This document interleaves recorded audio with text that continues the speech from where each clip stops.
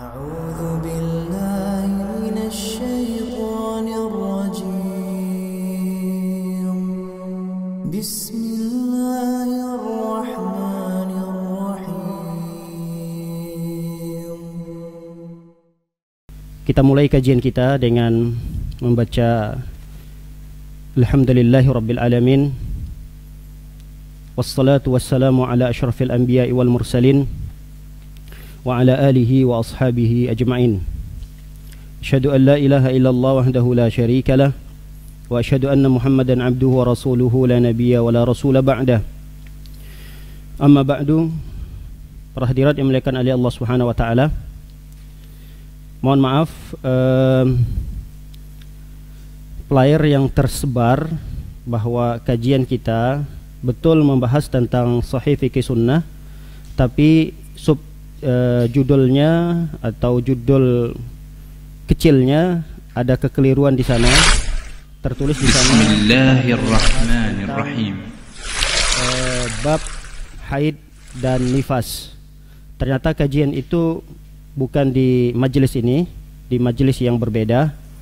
Dan ketika saya pastikan apakah betul bahwa judul kecil kita bukan membahas itu, ternyata ada panitia yang mengingatkan bahwa kita sudah sampai pada judul kecil yang berbunyi Al-Manhiyatu fis Shalah, yaitu beberapa perkara-perkara yang dilarang di dalam sholat. Ternyata pertemuan terakhir kita, terakhir itu mungkin tahun yang lalu atau berapa tahun yang lalu, saya juga lupa. Itu terakhir kita ternyata sudah membahas tentang perkara-perkara baik itu berupa ucapan atau perbuatan yang boleh dilakukan di dalam sholat, yang boleh dilakukan di dalam sholat. Padahal perbuatan dan ucapan itu bukan bagian sholat, seperti menggendong anak di saat sholat, seperti berjalan ringan di saat sholat. Ada gerakan-gerakan yang mungkin kita menghindar sesuatu yang akan membahayakan kita di saat sholat. Ini gerakan-gerakan atau ucapan-ucapan yang di luar dari sholat, tapi boleh kita lakukan di saat sholat. Itu sudah kita bahas pada pertemuan yang dulu banget. Nah, saat ini kita akan membahas tentang Al-Manhiyatu fis Shalah, perkara-perkara yang dilarang di dalam sholat. Baik, dilarangnya di sini bisa jadi hukumnya haram, bisa jadi hukumnya makruh. Kalau haram berarti jika dilakukan oleh orang yang sholat di saat sholatnya, berarti dia sholat mendapatkan selain pahala juga mendapatkan dosa. Bisa jadi maksud daripada larangan di sini tidak sampai kepada tingkat haram, tapi hukumnya sekedar makruh. Nanti kita akan jelaskan mana perkara-perkara yang sampai kepada haram, mana perkara-perkara yang tidak sampai kepada haram tapi perbuatan itu makruh dan seyogianya tetap untuk kita tinggalkan. Baik, yang pertama, al-ikhtisar. Apa itu ikhtisar? Wad'ul yad 'alal khasri fis shalah. Al-ikhtisar itu meletakkan dua tangan di atas pinggang. Ini pinggang kita, ini pinggul kita. Jadi saat sholat itu tangannya diletakkan begini di saat sholat. Pertanyaannya, ada nggak orang yang sholat seperti ini? Jangankan sholat itu, apalagi ibu-ibu ya. Di luar sholat aja mungkin jarang kita lihat. Kalau bapak-bapak mungkin kalau lagi ngobrol kadang ada kayak gini, ya agak lumrah lah dilihat. Tapi kalau ibu-ibu di luar sholat, ya ini cerita di luar sholat, jangan dalam sholat, di luar sholat jarang kita lihat.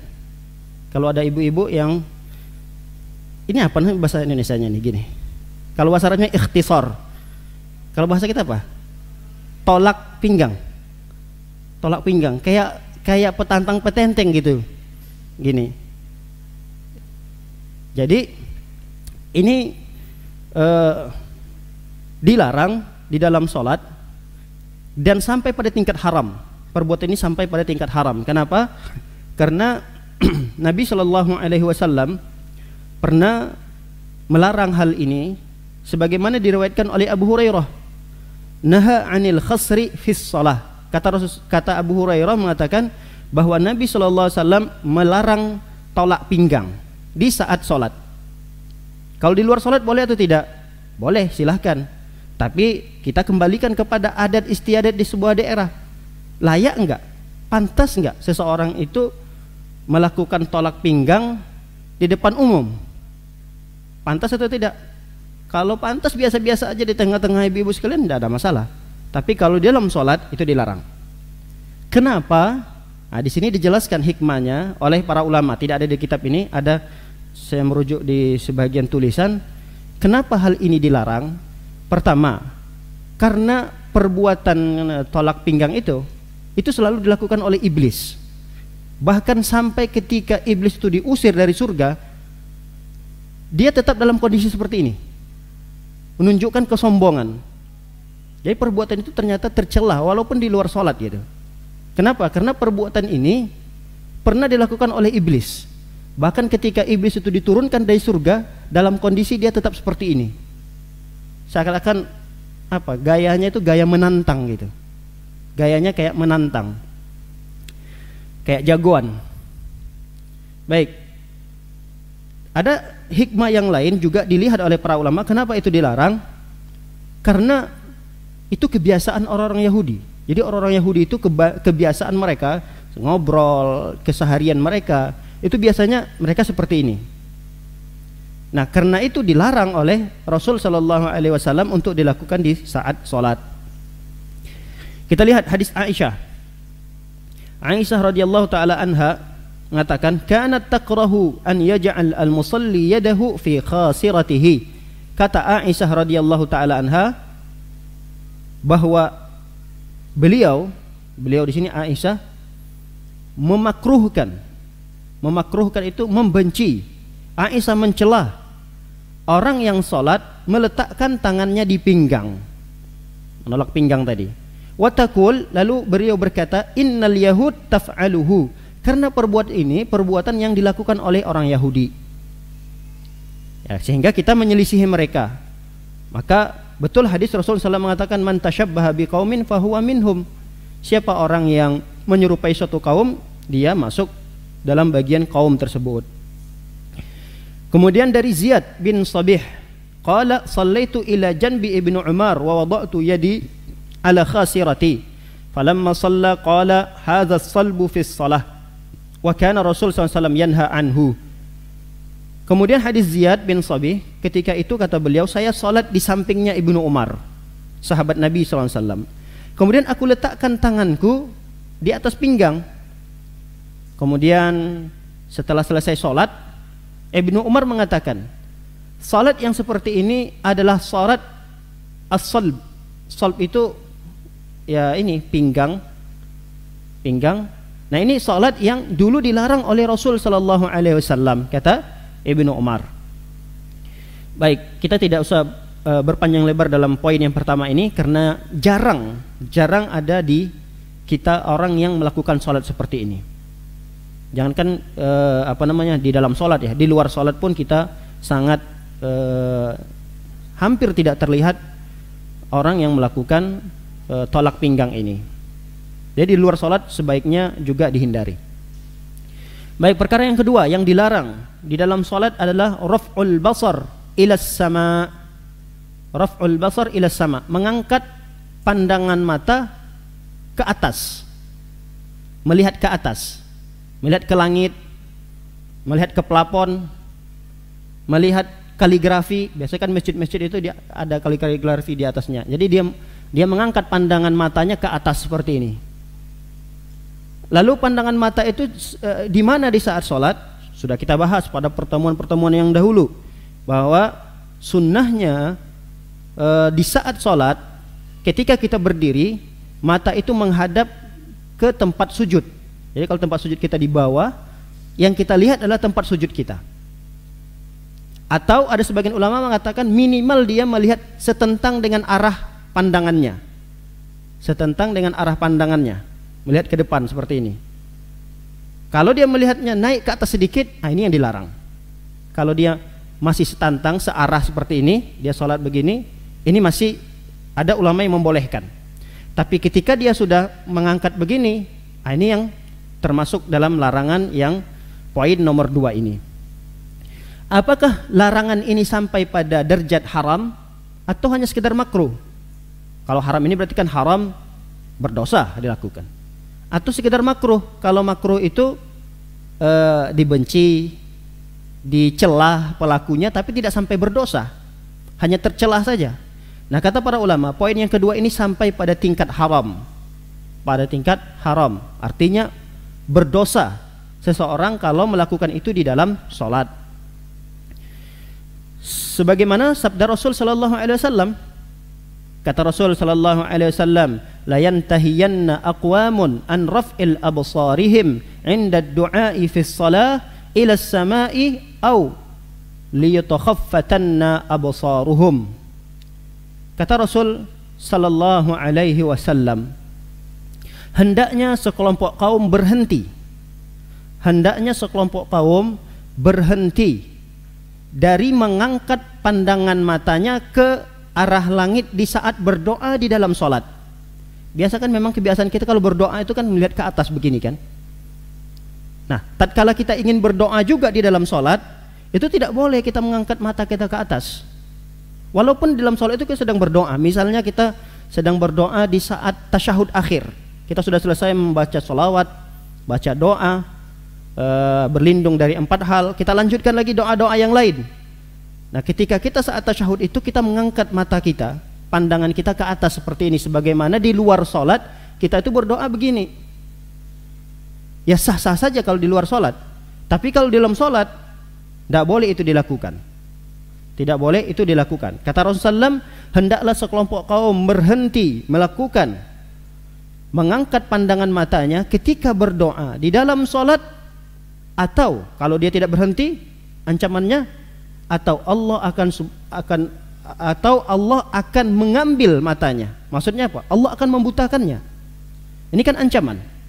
Kalau dia tidak berhenti dari melihat ke atas di saat berdoa di dalam sholat atau di luar berdoa apa saja, tapi dia dalam kondisi sholat, kata Rasulullah SAW, kalau dia tidak berhenti, maka pilihan yang lainnya adalah Allah ambil penglihatannya. Allah ambil penglihatannya, maksudnya Allah akan butakan dia. Nah, karena ada potongan hadis terakhir ini berupa ancaman, disinilah menunjukkan bahwa perbuatan itu haram. Perbuatan itu haram karena ada ancamannya. Tapi kalau hanya sekedar Nabi SAW melarang perbuatan ABC, nah terkadang tidak ada ancaman di sana. Nah, di sini terkadang ulama memahaminya ini sampai pada tingkat makruh, tidak sampai pada tingkat haram. Tapi pada poin yang kedua ini, kata para ulama, ini sampai pada tingkat haram. Kenapa? Karena Rasul sallallahu alaihi wasallam dulu pernah melakukan hal yang sama di dalam sholat. Sebagaimana hadis yang diriwayatkan oleh Abu Hurairah. Kata Abu Hurairah, dulu Nabi SAW di awal-awal sekali, Nabi SAW ketika sholat, beliau mengangkat pandangan matanya ke langit. Kalau sekarang kan mungkin tidak ke langit, karena memang ruangan sholat kita tertutup dengan pelapon atau atap. Kalau dulu di zaman Rasul SAW, kadang masih bisa melihat langit. Apalagi sholat yang sering dilakukan oleh Rasul, seperti sholat Idul Fitri, Idul Adha, sholat khusuf, sholat gerhana, itu biasanya di tanah lapang. Jadi kebiasaan dulunya ya, di awal-awal Rasulullah SAW, sholatnya itu melihat ke langit begini, ke langit. Nah, kemudian turunlah ayat menegur Rasul sallallahu alaihi wasallam. Ayat di dalam surah Al-Mu'minun, ayat yang kedua. Kata Allah Subhanahu wa taala, alladzina hum fi salatihim khashi'un qad aflahal mu'minun. Sungguh beruntung orang-orang yang beriman, sungguh bahaya, sungguh berbahagia, sungguh senang orang-orang yang beriman. Kenapa mereka orang-orang beriman ini berbahagia? Karena kata Allah Subhanahu wa taala, alladzina hum fi salatihim khashi'un. Karena di dalam salat mereka khusyuk. Artinya orang yang melihat ke atas, matanya melihat ke atas ke arah langit, itu akan mengganggu konsentrasi, mengganggu kekhusyukan salatnya. Seakan-akan Allah Subhanahu wa taala ingin menjelaskan, bahwa di antara menjaga kekhusyukan salat, jaga pandangan mata agar tidak melihat ke atas. Ya. Baik, para hadirin dimuliakan oleh Allah Subhanahu wa taala. Hal ini juga membantu sekali untuk menjaga konsentrasi salat kita. Apalagi di masjid-masjid yang mungkin, ya mohon maaf, ada sebagian masjid itu luar biasa ornamennya, hiasan-hiasan di dindingnya. Ada lagi kaligrafi yang terkadang kita nih lagi semangat membaca gitu.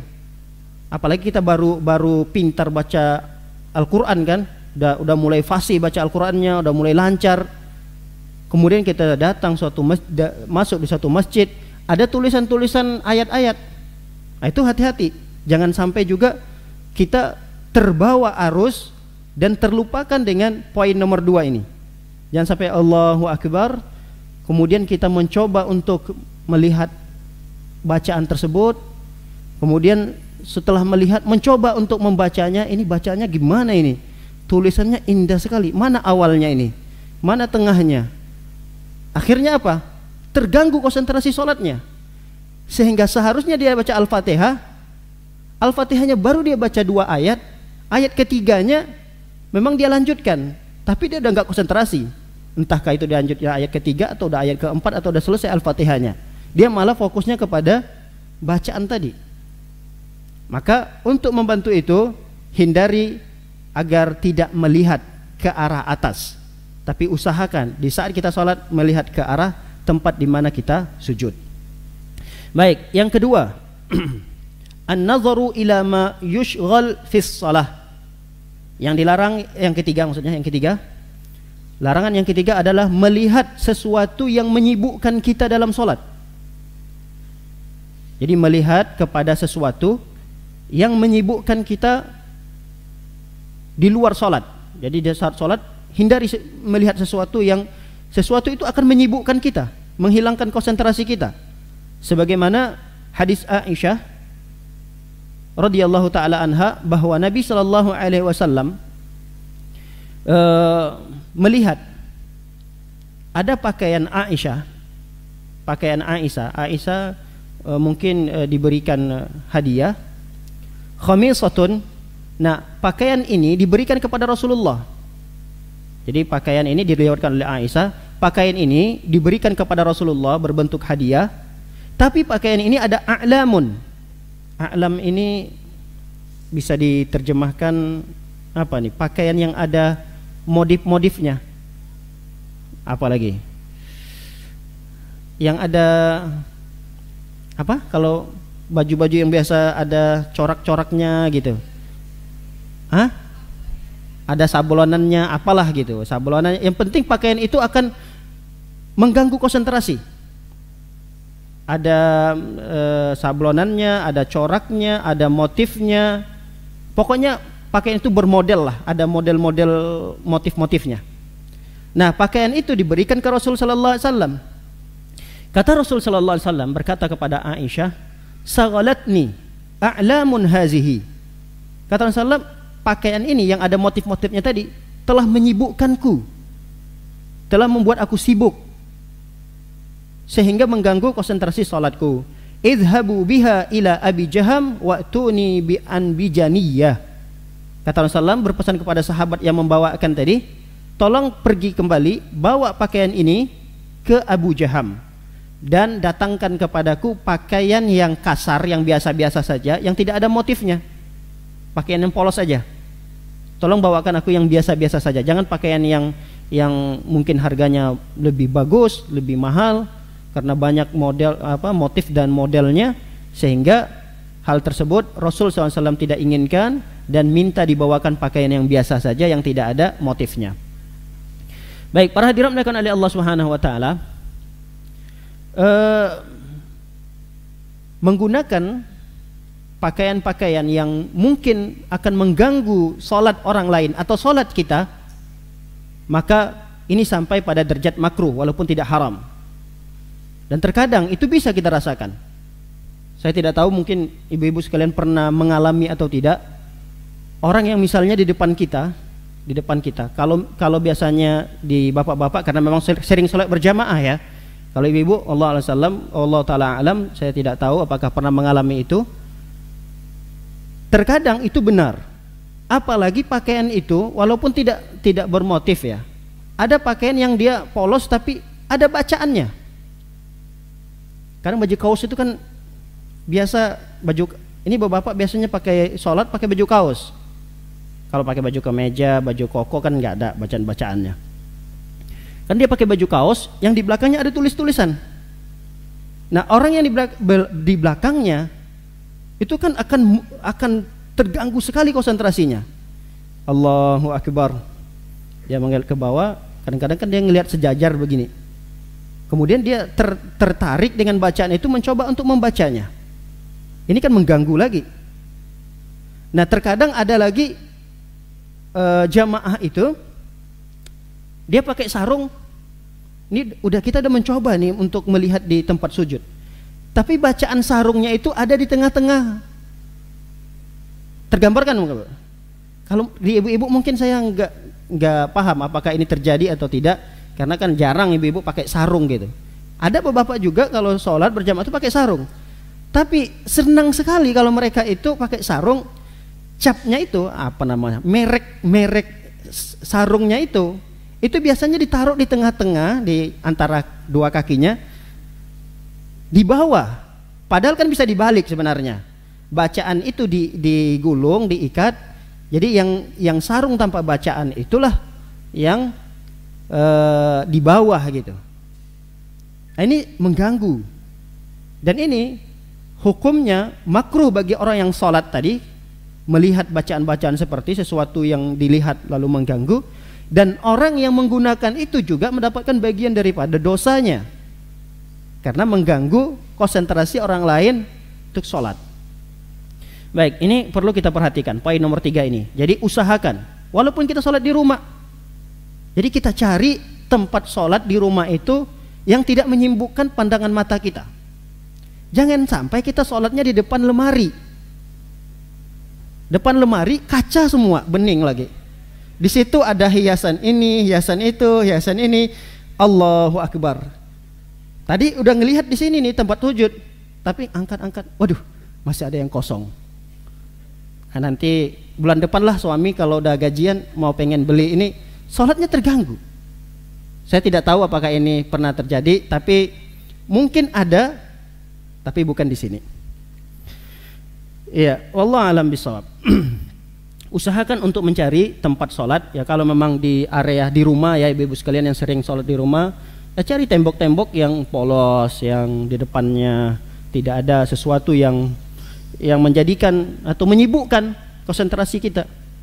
Kadang kan kita apalagi punya anak di rumah yang masih kecil-kecil lagi, dinding itu udah habis dicoret-coret sama mereka.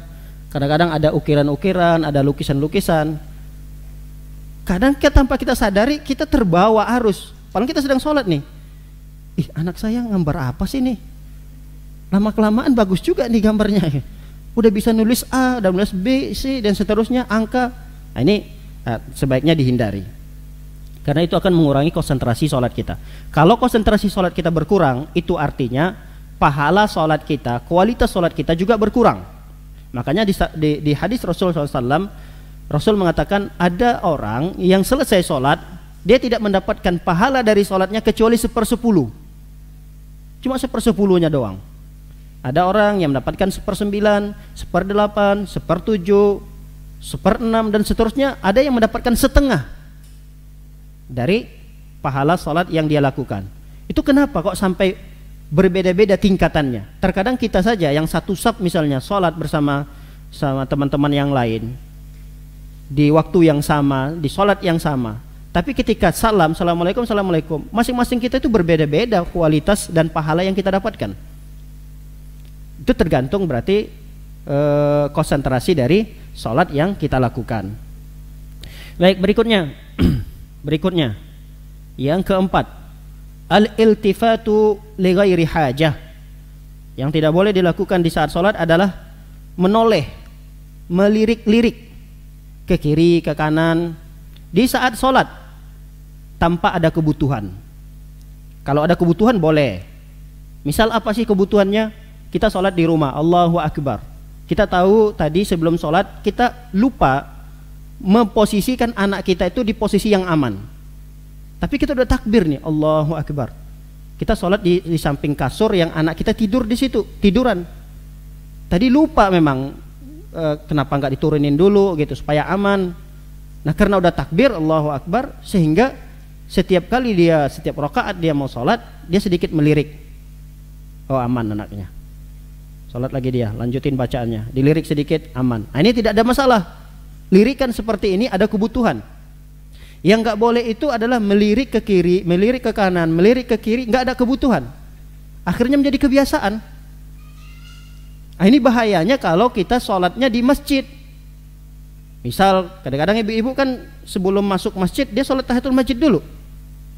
Allahu Akbar. Lewat teman sepengajiannya, ibu-ibu yang datang pengajian. Kayaknya baju yang baru dipakai ibu ini. Lihat. Oh iya. Seakan-akan dia ngabsen. Oh, ibu ini udah datang jam segini. Kalau ibu ini kok tumben ya? Belum datang ustadznya setengah jam sebelumnya udah datang ya. Terganggu kan konsentrasi sholatnya, makanya dilarang untuk melihat ke kiri, melihat ke kanan. Karena apa yang kita lihat itu nanti terekam oleh, jadi dari mata kita masuk ke pemikiran kita, masuk ke hati kita, lalu menjadi suatu bisikan. Ditambah lagi kekuatan syaitan menggambarkan bisikan itu untuk melebarkannya, dilebarkan lagi ceritanya. Tadi padahal kita cuma melihat doang sedikit, lalu kemudian terekam, dikembangkan lagi oleh syaitan, cerita tersebut. Wah ibu ini, ibu fulana, kayaknya ibu fulana itu memang itu saja pakainya setiap kajian. Akhirnya bisikan-bisikan yang tidak baik pun terlontarkan dalam ingatannya. Nah ini bahaya. Makanya kata Rasul sallallahu alaihi wasallam melalui hadis Aisyah mengatakan, sa'altu Rasul sallallahu alaihi wasallam anil iltifati fis shalah. Aku pernah bertanya kepada Rasulullah sallallahu alaihi wasallam tentang menoleh atau melirik di saat salat. Kata Rasul sallallahu alaihi wasallam, huwa ikhtilasun yakhtalisuhu syaitan min salatil abdi. Sesungguhnya kata Rasulullah, melirik atau menoleh ke kiri atau ke kanan itu bentuk pencurian syaitan. Pencurian syaitan yang dengan begitu akan mengurangi pahala. Makanya tadi sudah saya jelaskan, ini melirik dan ke kiri ke kanan itu bentuk pencurian yang dilakukan oleh syaitan. Apa yang dicuri oleh syaitan dari sholat kita? Apa yang dicurinya? Ruku kita, sujud kita? Enggak, kita tetap ruku, kita tetap sujud. Yang dicuri oleh syaitan adalah konsentrasinya.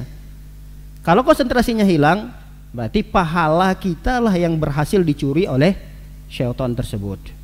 Makanya Rasul SAW menegaskan itu, agar berhati-hati supaya jangan sampai pahala kita dicuri oleh syaitan. Baik, yang kelima yang perlu kita hindari di saat sholat adalah tashbikul asabi'. Wa yukrahu fi salati an yadkhul asabi' ihda al-yadaini bainal asabi'il ukhra. Jadi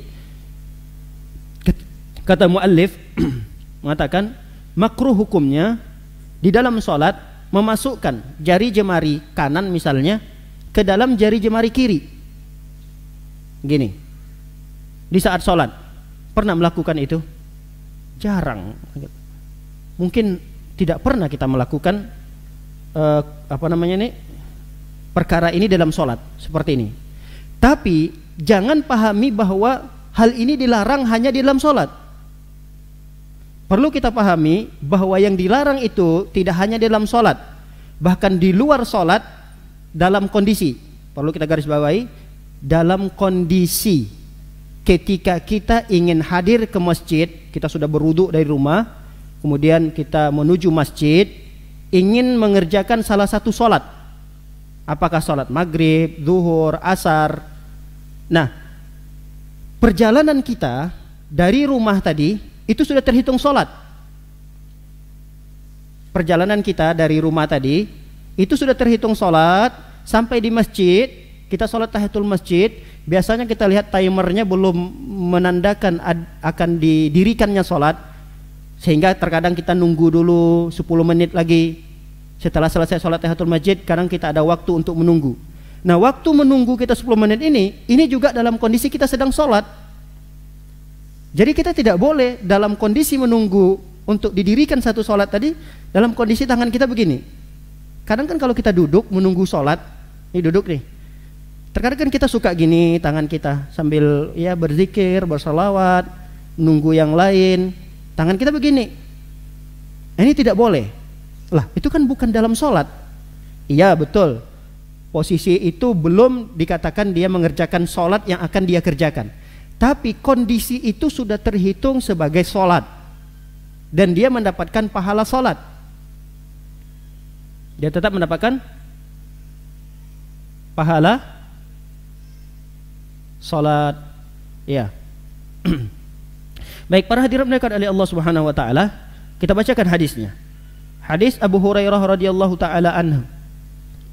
Beliau berkata, Rasul sallallahu alaihi wasallam bersabda, "Idza tawadda'a ahadukum fi baitihi thumma atal masjida kana fi salatin hatta yarji', fala yakul hakadha wa shabbaka baina asabi'ihi."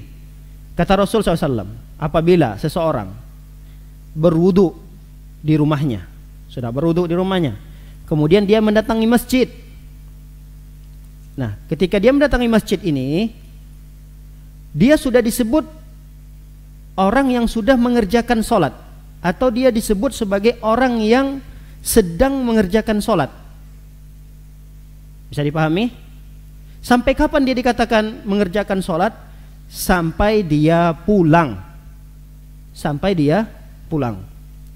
Fala yakul hakadha, kata Rasulullah SAW, jangan lakukan perbuatan ini, syabbaka baina asabi'ihi, jangan lakukan ini seperti ini.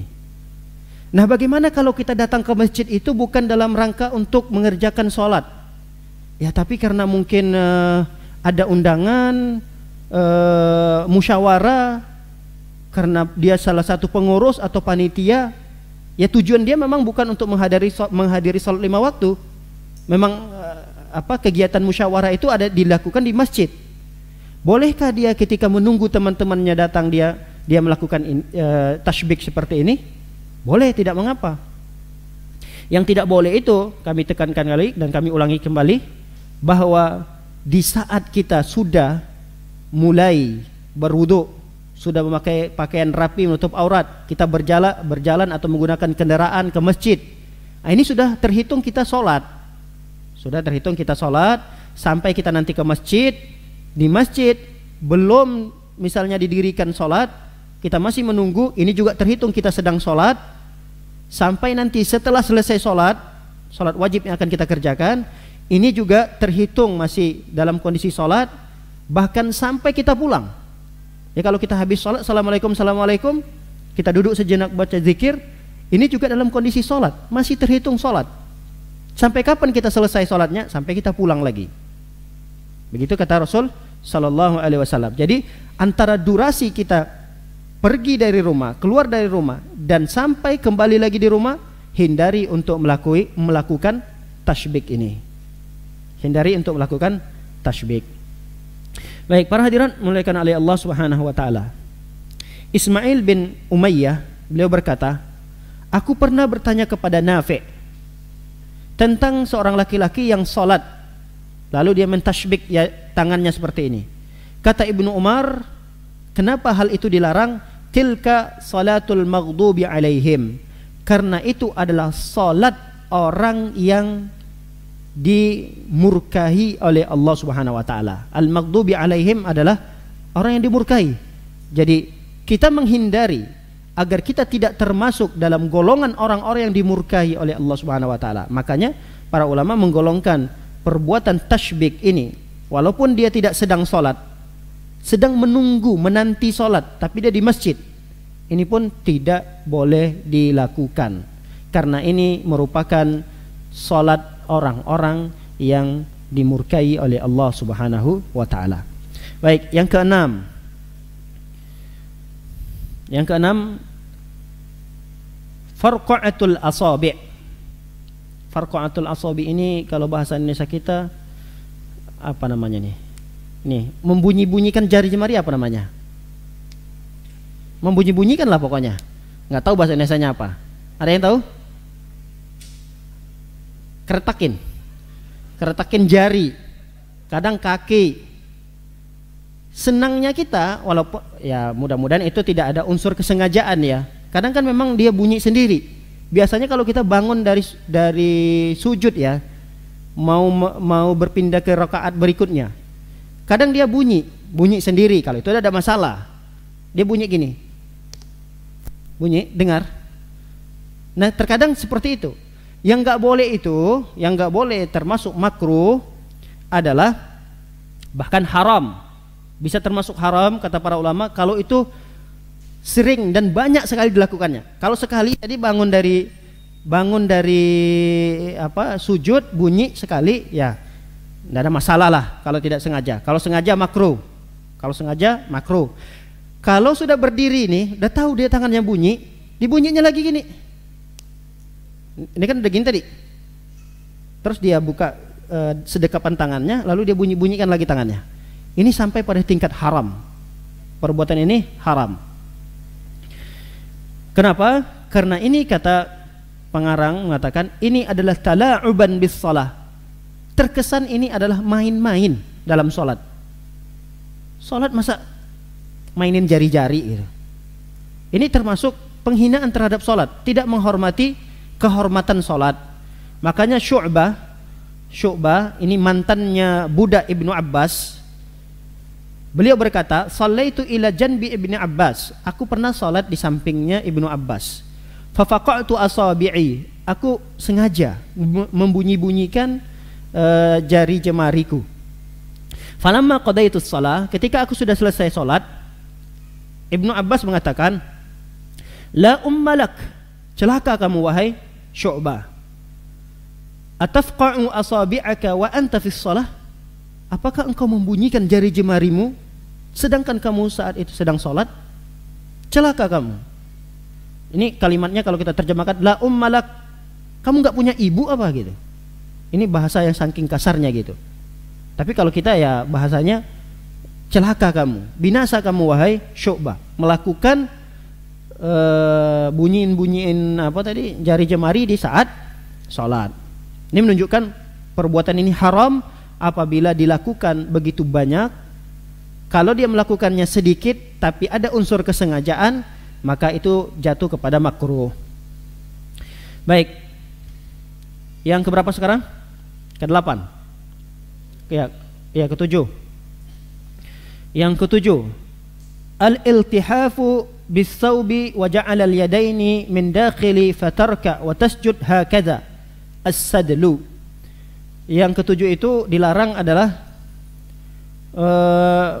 dia berpakaian seperti pakaian selimut gitu, selendang atau pakaian apa gitu, yang biasanya menyelimuti badannya dengan begitu ketat, dalam kondisi tangannya berada dalam pakaian tersebut. Jadi tangannya itu nggak bisa bergerak. Bisa tergambar nggak, Bu? Kayaknya biasa kan kalau orang-orang dulu sulit ya punya pakaian yang sudah berbentuk tubuh seperti kita ini. Artinya udah ada lengannya, tinggal masukin tangan pakaiannya. Kalau dulu kan mungkin selendang saja dibalut-balutin gini. Makanya dalam ibadah haji dan umroh kalau kita lihat jamaah laki-lakinya kan seperti itu. Pakaiannya kan cuma kadang diselimut-selimutin. Tapi kalau dia menyelimutinya sesuai dengan sunnah, itu tangannya masih bisa bergerak, masih bisa beraktivitas, masih bisa nolak, masih bisa ngambil, masih bisa ruku. Ini yang dilarang itu adalah sadal. Sadal itu tangannya itu udah terbungkus gitu. Jadi tangannya udah begini aja, nggak bisa bergerak, atau bergerak tapi tidak leluasa. Sehingga dalam kondisi seperti itu dia ruku, sujud. Bisa dibayangkan kalau orang tangannya nggak terlalu bisa leluasa bergerak, gimana dia mau nyentuh lututnya? Mau mencengkram lututnya itu kan nggak bisa. Di saat sujud gimana saat sujud? Bisalah dia lututnya dulu, habis itu langsung kepalanya dia benturkan ke tanah itu kan, langsung dibenturkan karena tangannya biasa kan ada tumpuan tangan. Ini karena di sadelnya tadi, jadi nggak bisa. Nah perkara ini makruh. Perkara ini makruh. Mungkin di tempat kita jarang dilakukan ini. Mungkin ini terjadi, ya, mungkin terjadi hanya di daerah-daerah yang mengalami musim dingin kali. Mungkin, wallahu a'lam bishawab. Dan kalau tidak mungkin berarti tidak terjadi. Ini buktinya ada terjadi. Sehingga Rasul SAW melarang itu. Dalam hadis Abu Hurairah, anna Rasul sallallahu alaihi wasallam naha 'anis sadli fis shalah. Sesungguhnya Rasul SAW melarang sadel. Sadel tadi yang sudah kita jelaskan di dalam sholat. Kalau di luar sholat nggak apa-apa, silahkan. Mau dibungkus serapat-rapatnya, saking dinginnya kita gini pun tidak ada masalah. Itu di luar sholat. Tapi kalau itu terjadi di dalam sholat maka dilarang karena Rasul SAW melarangnya. Baik, yang berikutnya yang ke-8. At-tasa'ub fis shalah. Tasa'ub. Tasa'ub ini apa namanya? Menguap. Menguap ya. Di sana apa terjemahannya? Menguap ya. Menguap di saat sholat. Di luar sholat dilarang nggak nguap? Nggak dilarang. Cuma jaga saja adab menguapnya. Nah kalau dalam sholat bisa nggak kita menahan kalau udah mau nguap? Bisa nggak? Kita udah ngantuk banget nih, Allahu Akbar. Bisa nggak kita tahan nguap itu? Mungkin 100% nggak bisa. 100% nggak bisa. Tapi kalau menghentikannya atau berupaya untuk tidak melanjutkannya bisa. Yang dilarang itu adalah la yajuzu at-tamadi fi. At-tamadi itu menyelesaikan menguapnya itu dari awal sampai akhir dia nikmati menguapnya itu. Ini nggak boleh. Seharusnya yang dilakukan bal yajibu man'uhu, wajib hukumnya dia mencegah. Bagaimana caranya agar menguapnya itu tidak selesai dari awal sampai akhir? Apakah itu dengan tangannya, dia tutup dengan tangannya, atau tanpa tangan tapi dia mencoba semaksimal mungkin untuk menahannya agar tidak terbuka selebar-lebarnya mulut kita di saat menguap itu. Baik, sebagaimana hadis Abu Hurairah radhiyallahu taala anhu bahwa Nabi SAW bersabda, at-tasa'ubu fis shalah minasyaiton, karena sesungguhnya menguap di saat salat itu adalah dari syaitan. Itu gangguan syaitan, itu dari syaitan. Lalu kemudian kata Rasulullah, fa idza tasa'aba ahadukum falyaqzim mastata'. Siapa orang yang dia sedang menguap, jika salah seorang di antara kalian sedang menguap yang tidak bisa ditahan, maka hendaklah dia mencoba untuk menahan semampunya. Menahan semampunya, apakah itu dengan tangan atau dengan upaya yang lain, dengan sekuat tenaganya untuk menahan agar menguapnya itu tidak selesai atau tidak berkepanjangan dari awal sampai akhir. Dia nikmati, nggak boleh. Dia usahakan untuk dia tahan agar tidak menguap sampai selesai.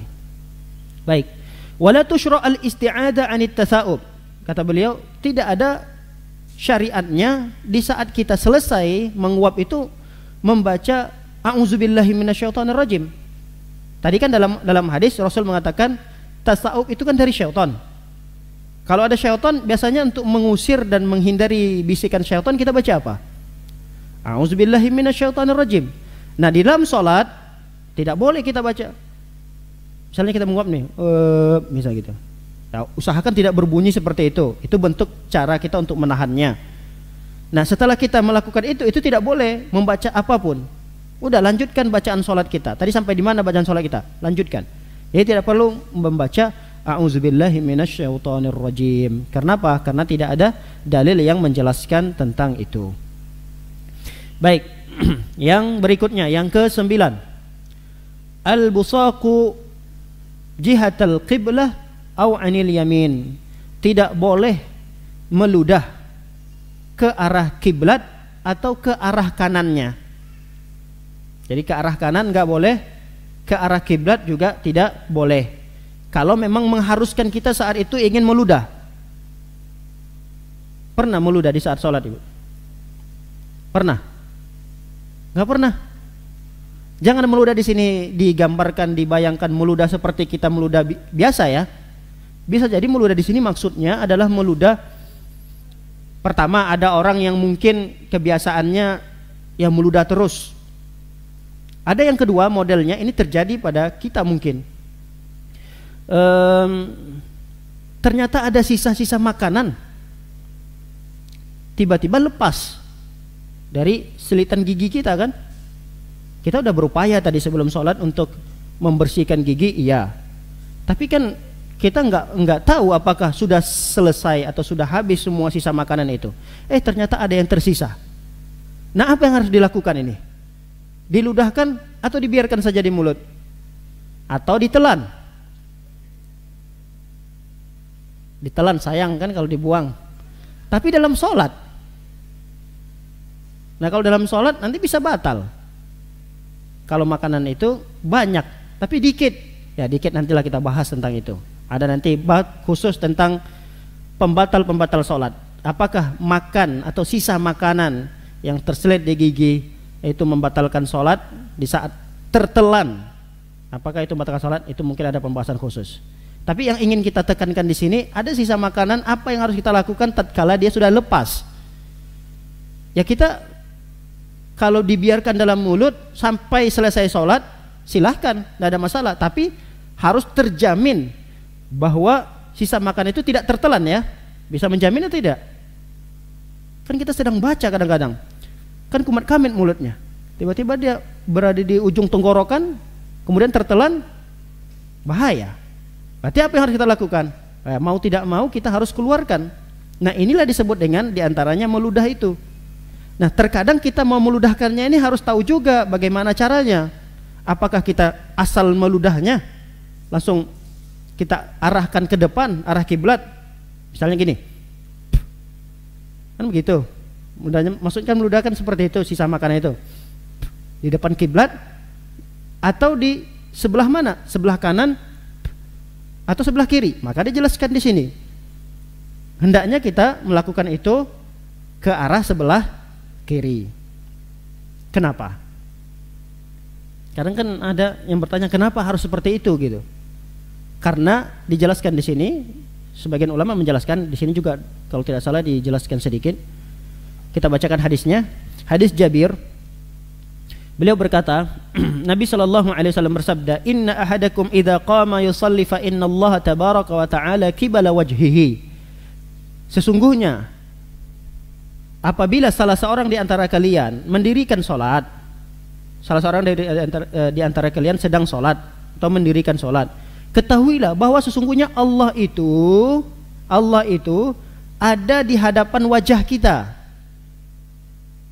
Berarti Allah itu ada di hadapan wajah kita.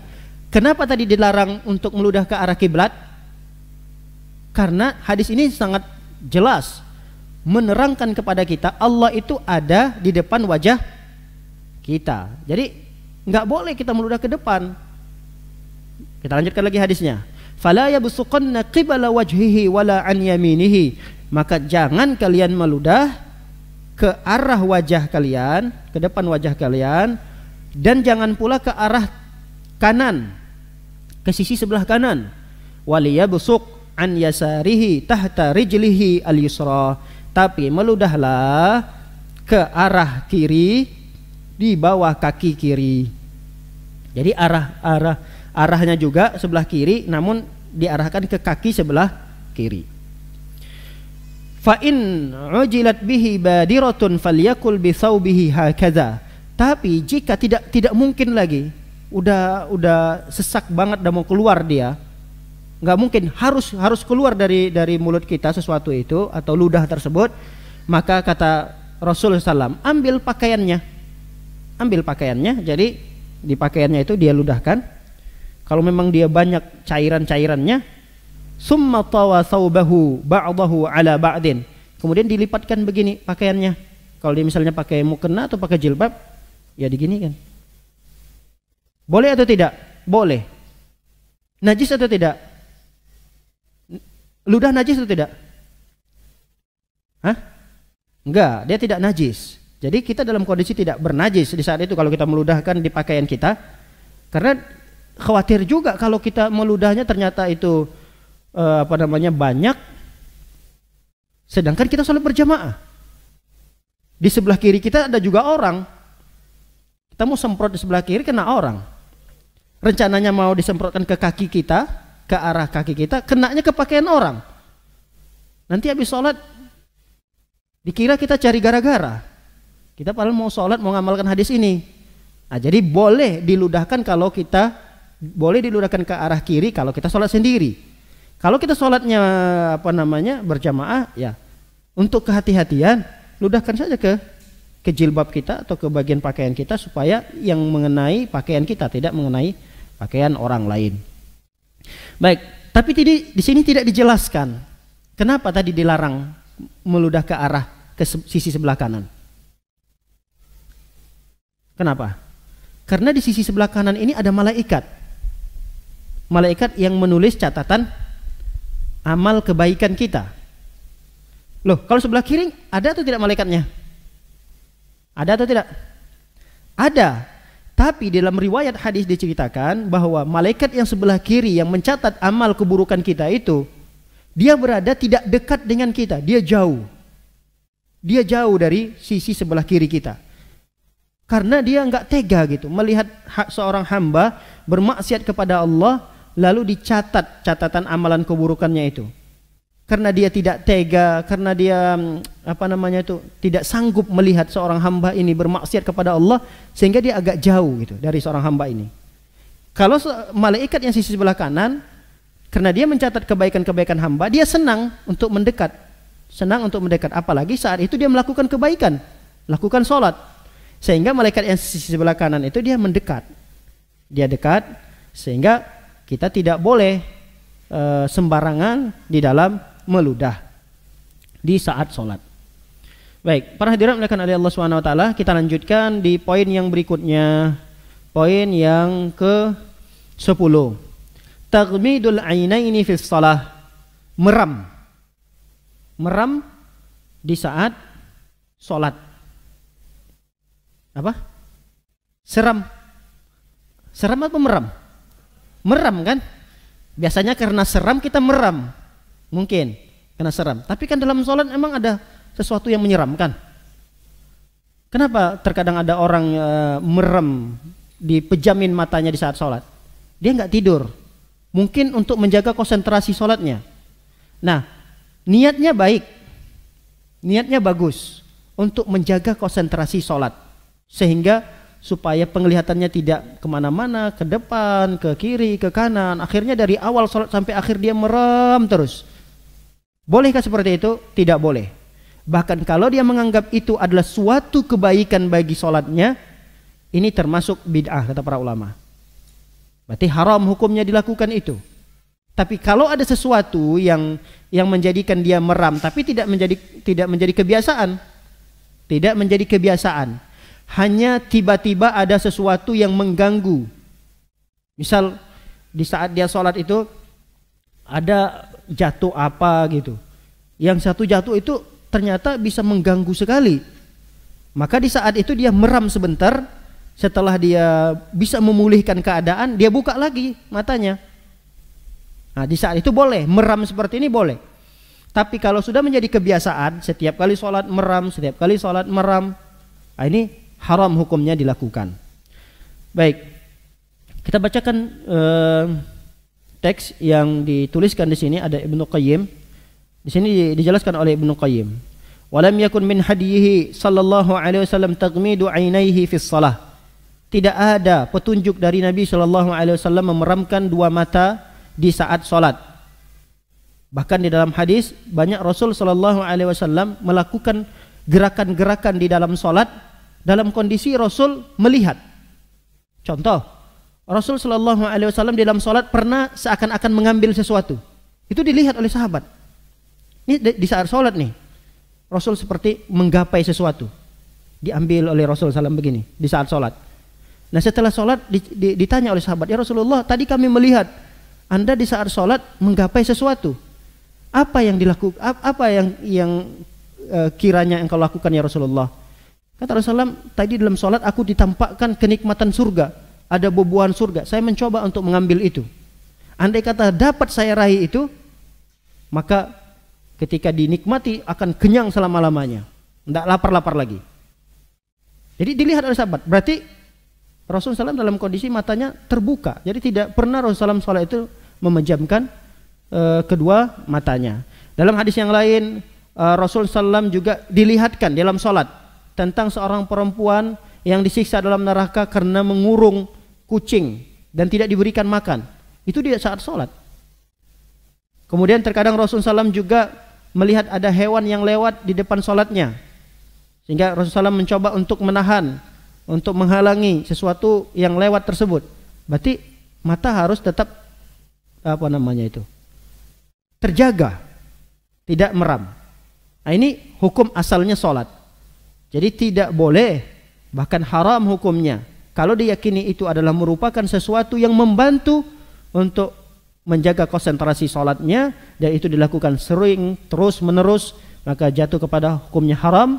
Tapi kalau dia lakukan sekali-kali, tapi sekali-kalinya ini juga tidak ada sesuatu yang menyebabkan kenapa dia meram, pokoknya pengen meram aja, sekali-kali dia meram sholatnya. Nah, ini makruh hukumnya, makruh, karena nggak ada sebab kenapa dia meram.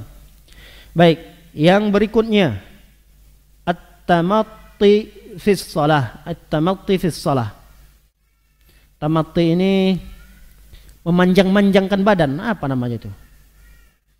Ini apa? Menggulat. Menggeliat. Oh ya, menggeliat. Menggeliat. Tangannya udah segini, tapi pengen dipanjangin lagi sama dia. Nah, ini namanya tamatti. Tamatti dalam bahasa Arabnya, menggeliat. Itu nggak boleh dalam sholat. Kadang dia nggak manjangin tangannya, tapi badannya mau dipanjangin sama dia gini. Kenapa? Karena biasanya agak lebih segar gitu.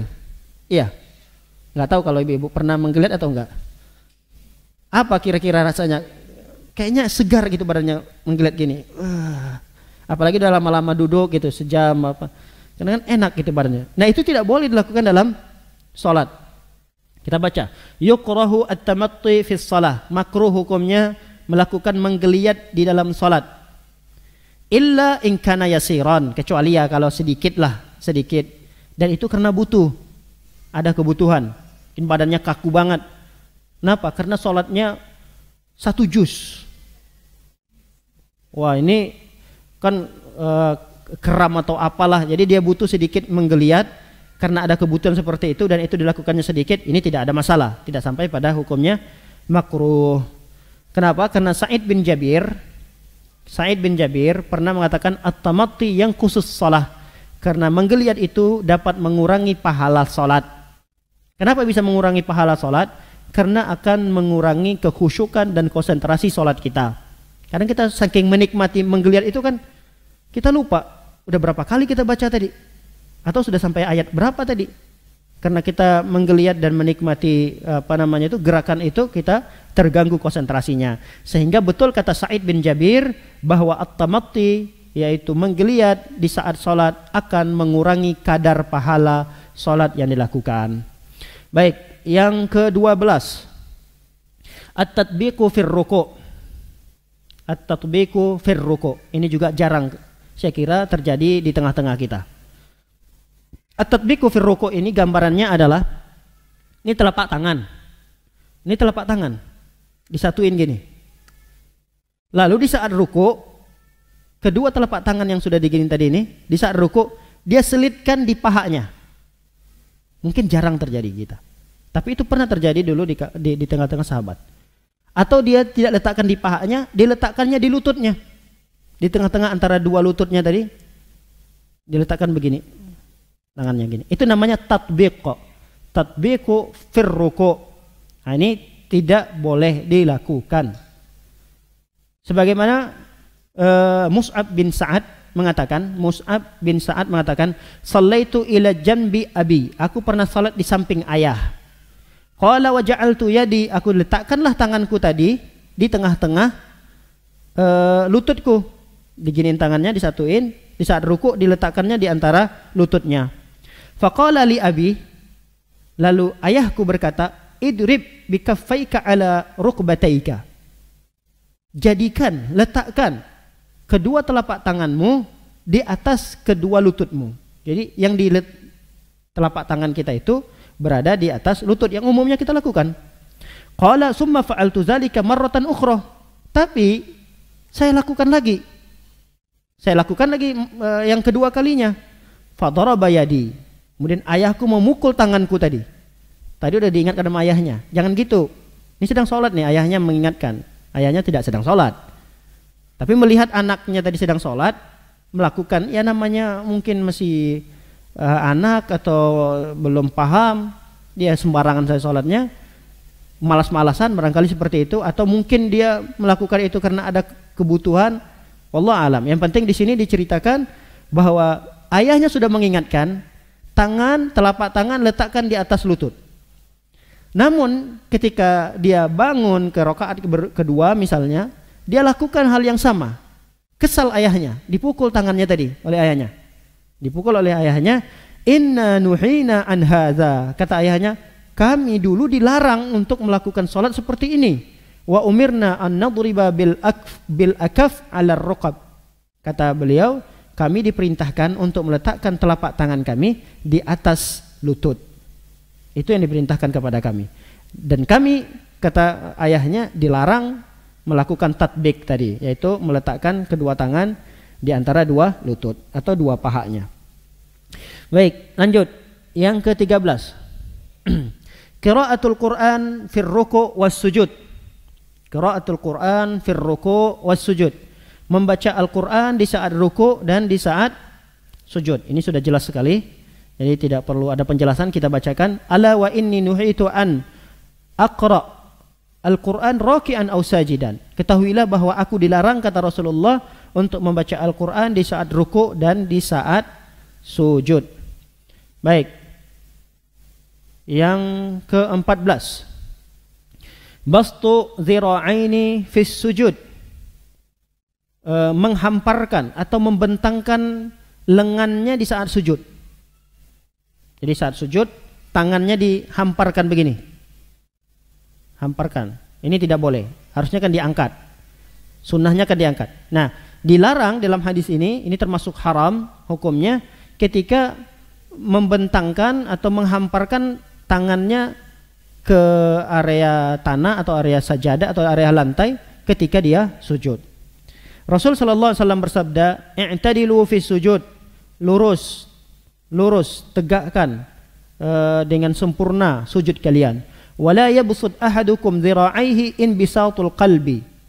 Janganlah kalian menghamparkan lengan kalian sebagaimana anjing menghamparkannya. Kenapa? Karena sujud seperti itu berarti menyerupai anjing. Anjing biasanya kalau dia tiduran, dia suka menghampari tangannya begini. Dihamparin sama di tangannya begini. Nah, itu tidak boleh dilakukan di saat sholat. Orang yang sholat tidak boleh melakukan itu, karena itu kebiasaan daripada anjing. Nah, kalau dia diserupakan seperti itu, menunjukkan perbuatan ini haram hukumnya. Nah, maka pastikan ibu-ibu sekalian di saat ruku, di saat sujud itu, ya posisi telapak tangan kita berada di lantai, ini siku kita, lengan tangan kita ini diangkat. Jangan sampai menyentuh lantai. Jangan sampai menyentuh lantai seperti ini. Karena itu dilarang oleh Rasul sallallahu alaihi wasallam. Baik, yang berikutnya yang ke-15. Kaftus saub. Kaftus saub ini menggulung pakaian. Menggulung pakaian. Biasa termasuk menggulung pakaian itu menggulung lengan juga ya. Di saat sholat ini dilarang. Ada yang mengatakan larangan ini tidak sampai haram, hanya sekedar makruh. Jadi lengan panjang digulung seperti ini, atau pakaiannya panjang, pakaian bawahnya celana atau apa itu digulung.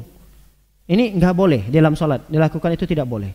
Nah, kalau misalnya dia pakai abaya atau pakai jubah, pakai sarung, nah ini juga tidak boleh. Kalau dia menjulur ke bawah lalu kemudian dikumpulkan di sini, pakaiannya itu dikumpulkan gini, diselitkan misalnya di Terbayang nggak, Bu? Jadi dia berdiri, pakaiannya kan lebar nih. Lalu dia kumpulkan, dia letakkan di tengah gitu. Dia satukan di tengah. Ini tidak termasuk dalam larangan hadis ini, tapi ini juga sebaiknya tidak dilakukan. Kenapa? Karena kalau itu dilakukan, itu akan terlihat sempit. Jadinya sempit, nanti orang di belakang akan melihat lekuk kaki kita, karena kita sudah kumpulkan pakaian itu di depan kita, sehingga nanti di saat rukuknya itu jadi sempit bagian belakangnya. Nah, yang dilarang dalam hadis ini adalah pakaian panjang lalu dilipat. Nah, itu tidak boleh. Lengan yang panjang itu dilipat, ini tidak boleh. Begitu juga rambut, karena dalam lanjutan hadisnya ini dilanjut oleh Rasulullah SAW dalam hadis Ibnu Abbas radhiyallahu taala anhuma, umiran Nabi sallam an yasjuda ala sab'in. Nabi Muhammad SAW diperintahkan untuk salat dengan anggota tubuh yang 7 di saat sujud. Anggota tubuh yang 7 sudah kita pelajari. Wa nuhiya an yukfata asy-sya'ru wasyab, dan dilarang, kata Rasulullah, dilarang di saat salat mengkucir rambut dan menggulung pakaian. Mengkucir rambut dan menggulung pakaian. Tapi terkhusus pada mengkucir rambut ini tidak termasuk para muslimah. Karena hukum asalnya muslimah itu ya rambutnya dikucir. Nah, ketika sholat tetap boleh dalam kondisi dikucir. Yang dilarang ini adalah laki-lakinya yang mungkin rambutnya panjang, ada yang sampai sebahu misalnya. Itu di saat sholat nggak boleh rambutnya diikat rambutnya, dijadikan satu, diikat. Maka dalam hadis yang lain, walaupun ada sebagian ulama yang melemahkan, karena kuciran rambut laki-laki yang di saat sholat itu malah menjadi tempat bertengkernya syaitan. Jadi nggak boleh. Begitu juga larangannya menggulung pakaian. Baik. Selanjutnya yang ke-16, al-iqa'u.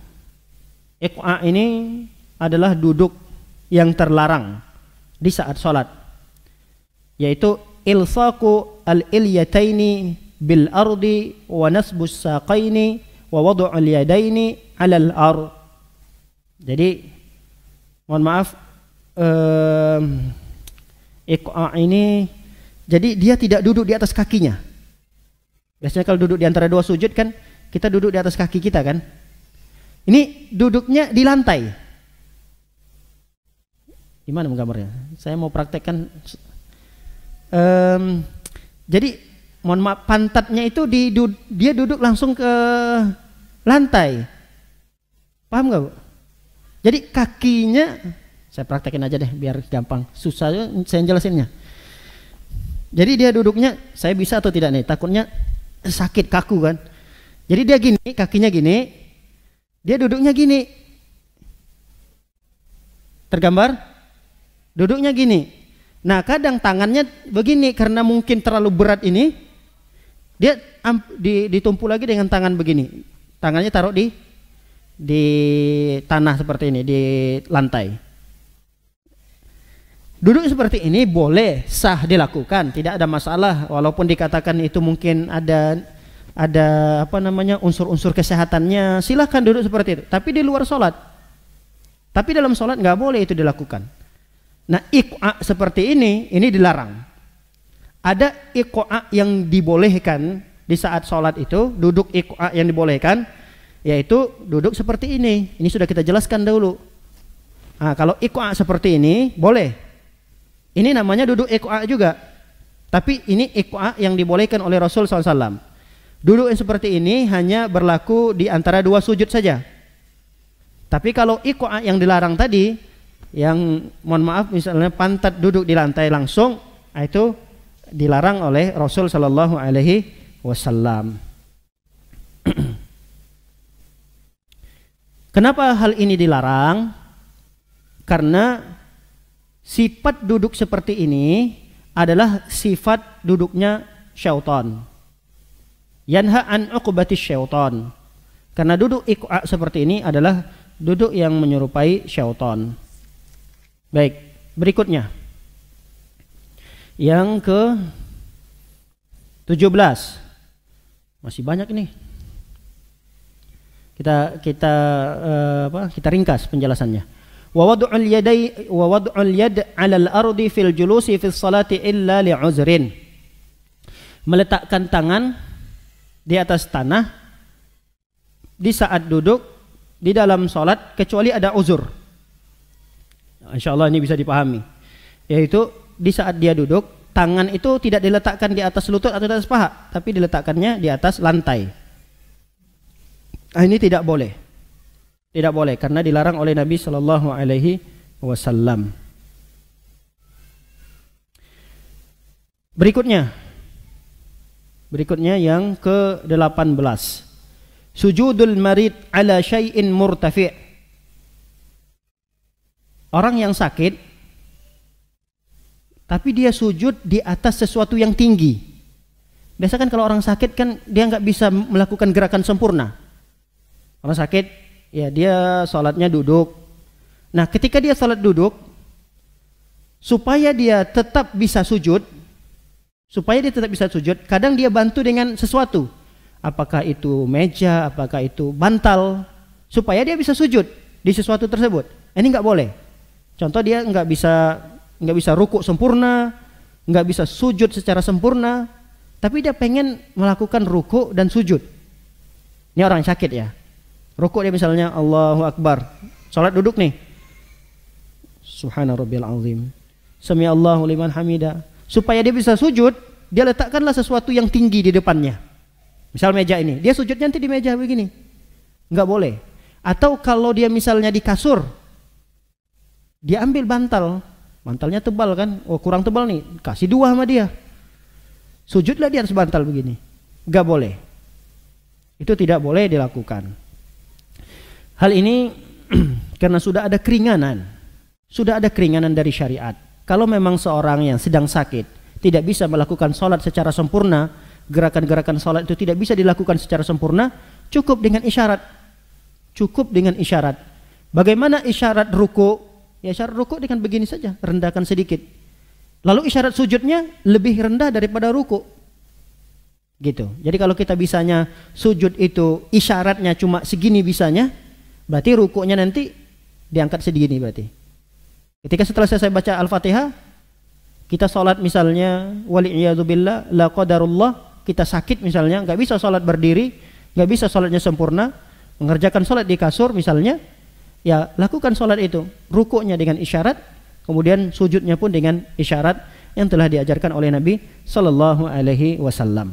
Baik, yang berikutnya, yang ke-19, mashul hasa min maudhi'is sujud wal abas fis shalah. Mengusap atau meratakan kerikil-kerikil di tempat di mana kita sholat. Dulu kan orang sholat enggak menggunakan sajadah seperti kita. Kadang langsung pasir, kerikil-kerikil yang kecil-kecil. Nah, di saat sholat itu tidak boleh diratakan atau diusap-usap gitu. Begitu juga kalau kita sedang sholat. Jadi kalau kita sedang sholat, kalau memang mau dirapikan, rapikan dulu sebelum sholat. Jangan nanti setelah kita takbir, di saat kita mau sujud, kita usap-usap begini. Mungkin kita lihat ada debunya atau apanya. Nggak boleh. Kecuali memang kita alergi di saat itu kita sedang ini. Kalau kita sedikit aja kena debu, kita sakit, pilek misalnya. Nah, itu berarti ada kebutuhan. Tapi kalau tidak ada kebutuhan, biarkan saja. Ada tanah situ, ada kerikil kecil-kecil, ada debu, biarin aja. Mudah-mudahan kelak dia bersaksi tentang apa yang kita lakukan dan pernah kita sujud di tanah atau di debu tersebut. Mudah-mudahan dia bisa bersaksi nanti pada hari kiamat. Karena kata Allah Subhanahu wa taala di dalam surah Al-Zalzalah, yauma idzin tuhadditsu akhbaraha. Bumi itu nanti pada hari kiamat akan menceritakan tentang berita-beritanya. Di antara para ulama menafsirkan, di antaranya ya bumi itu akan bersaksi, menceritakan tentang dulu pernah kita sholat di sana, Dulu pernah kita bermaksiat di sana. Ya kalau kesaksiannya yang baik akan dia berikan kepada kita. Nah, itu di antara tafsiran para ulama. Yauma idzin tuhadditsu akhbaraha. Baik. Berikutnya kita tidak bacakan penjelasannya karena masih banyak poin-poinnya. Kita lanjutkan ke poin yang berikutnya. Yang keberapa? Ya, yang ke-20. Taqdimun nuzul birrukbataini qabla yadaini 'alal ardi fis sujud. Termasuk hal yang dilarang, yang dimakruhkan di sini adalah mendahului kedua lutut sebelum tangan di saat turun. Di saat turun sujud. Nah, ini muallif pengarang kitab ini menganggap bahwa hukumnya makruh. Di saat kita mau sujud, yang kita dahului itu adalah lutut kita. Wallahu a'lam bishawab, karena masalah ini adalah masalah khilafiyah. Ada di antara kita yang lebih mengunggulkan pendapat ulama yang mengatakan lutut dulu, baru tangan. Ada yang di sini lutut dulu baru tangan? Enggak apa-apa, enggak dimarahin. Ada di antara ibu-ibu yang sholatnya ketika mau sujud lutut dulu baru tangan. Kalau tangan dulu baru lutut? Ada. Lebih banyak ya. Lebih banyak. Tapi kalau kita merujuk pada kitab ini, beliau kan mengatakan makruh, enggak boleh lutut dulu. Enggak boleh lutut dulu. Harusnya tangan dulu kalau beliau. Wallahu a'lam bishawab, dalam masalah ini kita seharusnya tidak saling mengingkari. Tidak saling mengingkari maksudnya tidak saling, apalagi saling menyalahkan dalam bentuk pengingkaran yang keras. Nggak boleh kita mengingkari secara keras teman kita. Kamu tadi saya lihat ketika mau sujud kok lutut dulu yang kamu jatuhin. Kan harusnya tangan dulu, karena ada hadis Nabi SAW. Rasulullah SAW mengatakan, "Iza sajada ahadukum fala yabruk kama yabrukul ba'ir wal yad'a yadayhi qabla rukbatayhi." Kata Rasulullah, apabila salah seorang di antara kalian ingin sujud, maka janganlah dia menderum seperti menderumnya onta. Maka hendaklah dia dahulukan tangan dulu. Saat sujud dahulukan tangan dulu, baru kemudian lututnya.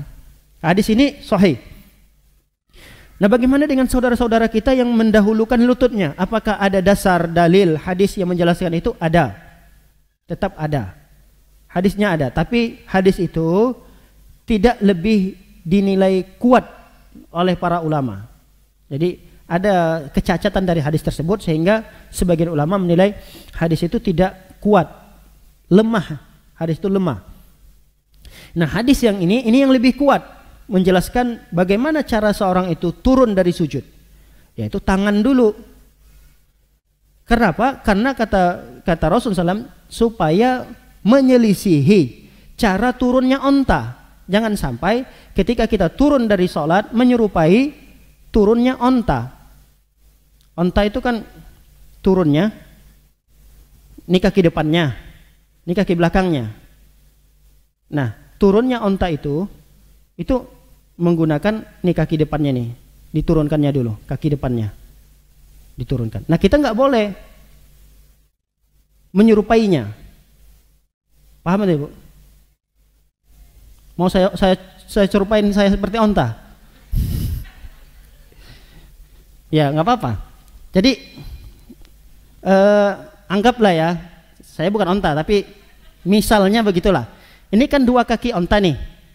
Kalau dia mau turun, dia kaki ininya dulu diginiinnya, kaki depannya gini, baru nanti belakang gini. Nah, padahal Rasulullah SAW mengatakan jangan serupai onta, tapi dahulukanlah tangan kalian dulu. Berarti tangan kalian kita begini, tangan dulu gini, baru lutut. Harus seperti itu. Gini. Atau jangan tangan dahulu tapi badannya masih jauh. Gini. Ini juga nggak boleh. Ini agak mirip dengan onta juga. Gini. Ini juga dilarang. Jadi biarkan badannya agak turun dulu, baru tangannya nanti nyusul. Turunkan dulu badannya, baru tangannya.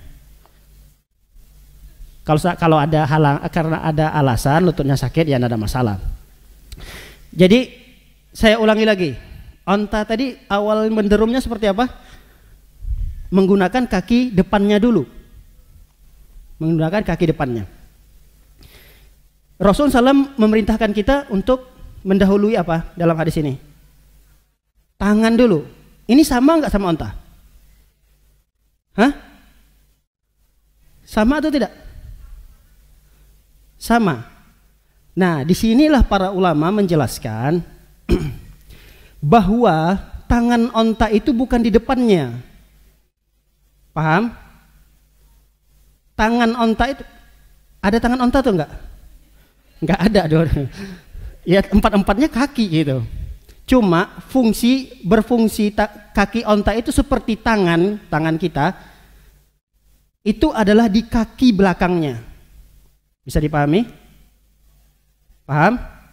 Makanya jangan kita serupai onta. Onta itu kalau dia mau menderum, mau dia merebahkan badannya, itu lututnya dulu.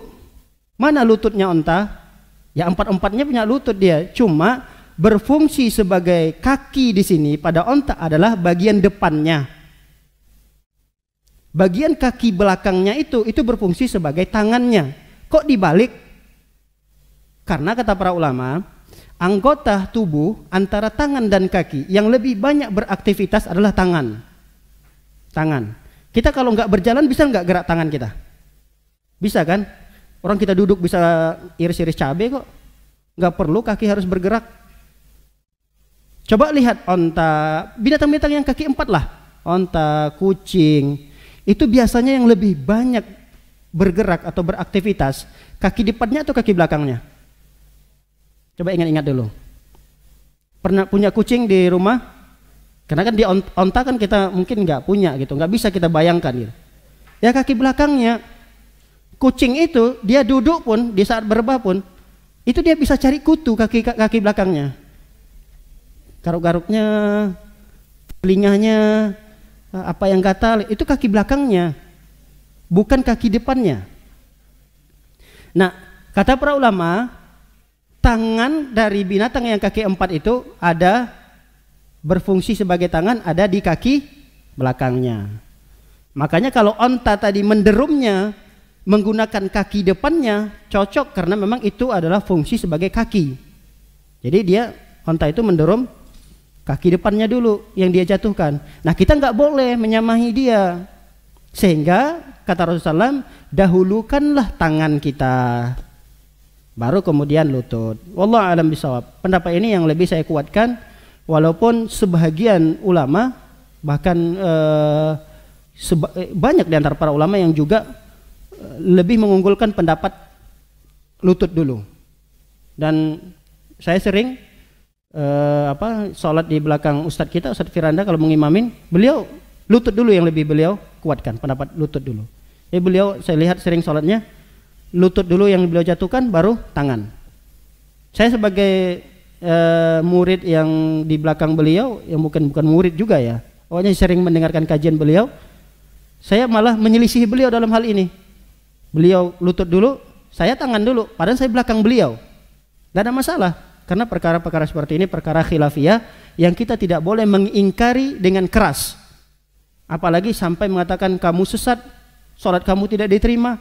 Kenapa? Karena perkara yang seperti ini masih ada toleransi di dalamnya dan kita harus berlapang dada. Bagi yang mau lutut silahkan, ada dalilnya. Tapi bagi yang mau mendahulukan tangan, ini juga ada dalilnya, bahkan dalilnya lebih kuat dinilai oleh para ulama. Wallahu a'lam bishawab.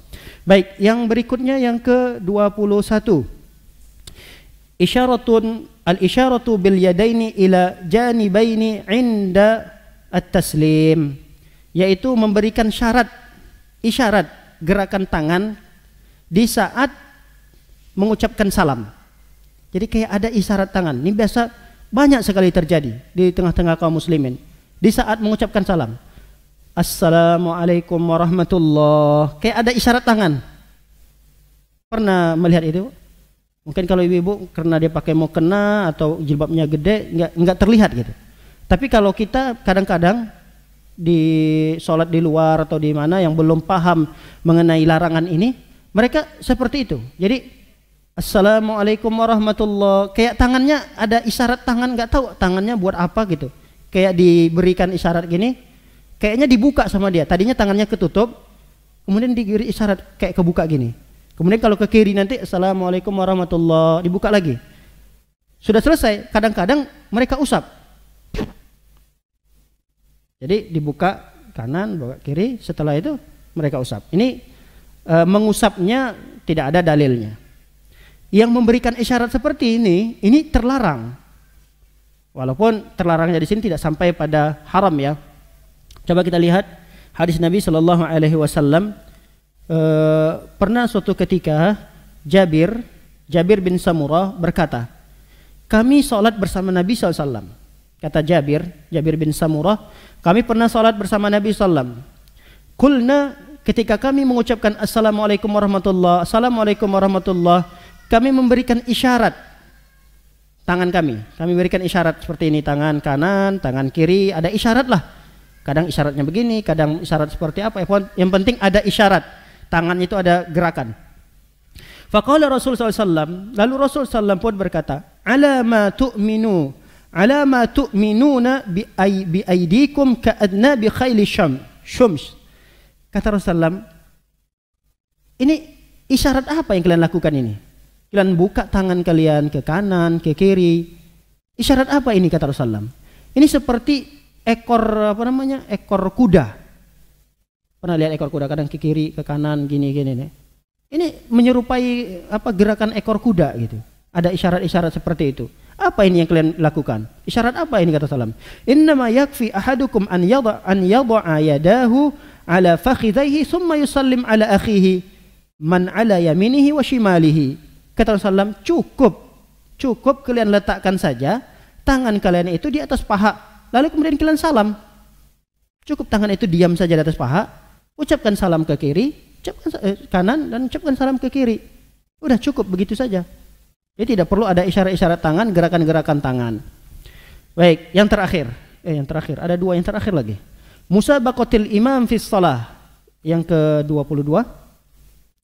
Mendahului imam dalam salat. Jadi gerakan imam itu dia mau dia dahului. Imam belum ruku, dia udah ruku. Imam belum bangun dari ruku, dia udah bangun. Nah, ini tidak boleh, bahkan hukumnya haram. Perkara ini hukumnya haram dan ada sebagian ulama menilai salatnya batal. Salatnya batal. Sebagaimana hadis Nabi SAW, "Ama yakhsha ahadukum idza rafa'a ra'sahu qabla al-imam an yaj'ala Allahu ra'sahu ra'sa himar aw yaj'ala Allahu suratahu surata himar." Kata Rasulullah, tidakkah takut kalian? Tidakkah kalian takut apabila kalian mengangkat kepala kalian sebelum imam mengangkat kepalanya? Akan Allah jadikan kepala kalian menjadi kepala keledai? Tidakkah kalian takut? Kepala kalian dirubah oleh Allah SWT menjadi keledai. Kenapa? Karena kalian sudah mengangkat kepala kalian mendahului imam. Imam belum sami Allahu liman hamida, bangun dari rukuknya, dia udah berdiri lurus. Imam baru mau bangun. Ini tidak boleh. Haram hukumnya, bahkan ada sebagian ulama menilai salatnya sudah batal. Dia harus mengulangi salatnya lagi. Baik, yang terakhir, as-salatu bihadratit ta'am atau inda mudafa'atil baul wal ghaid.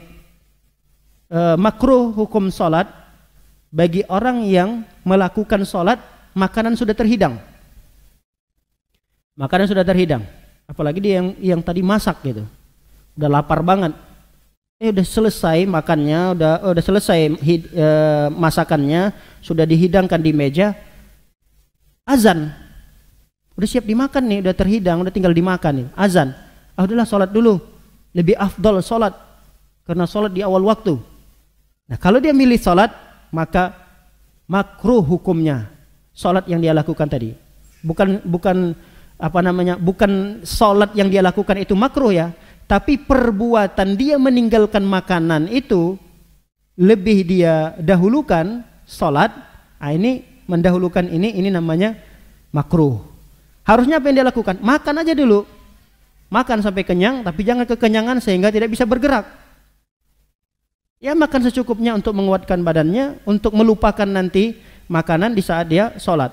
Kalau dia paksakan sholat, Allahu Akbar, dia ingat makanan yang telah dia masak tadi. Ini juga akan mengganggu konsentrasi sholatnya. Begitu juga makruh hukumnya orang yang sholat tapi menahan sesak. Sak buang air kecil ataupun sak buang air besar. Aduh tinggal 1 rakaat lagi. Kayaknya bisa saya tahan nih. Saya harus tahan sama dia sampai badannya menggeliat gini untuk menahannya. Nah, perbuatan dia menahan sesuatu yang harusnya dia keluarkan, dia selesaikan, maka hukumnya makruh. Jadi kalau dia merasa udah mau sesak sekali, batalkan sholatnya. Jangan dia paksakan, batalkan sholatnya, kemudian dia berwudu lagi, setelah itu sholat. Ini yang sebaiknya yang dilakukannya. Wallahu a'lam bishawab. Barakallahu fikunna. Demikian kajian yang singkat ini. Semoga apa yang kita pelajari dapat kita pahami dan dapat kita amalkan dalam kehidupan kita sehari-hari. Barangkali ada yang ingin didiskusikan. Jika tidak ada, kita cukupkan. Ya, silakan. Sebentar ya, Bu. Sebentar ya, Bu. Sebentar. Siapa dulu? Silakan, Bu.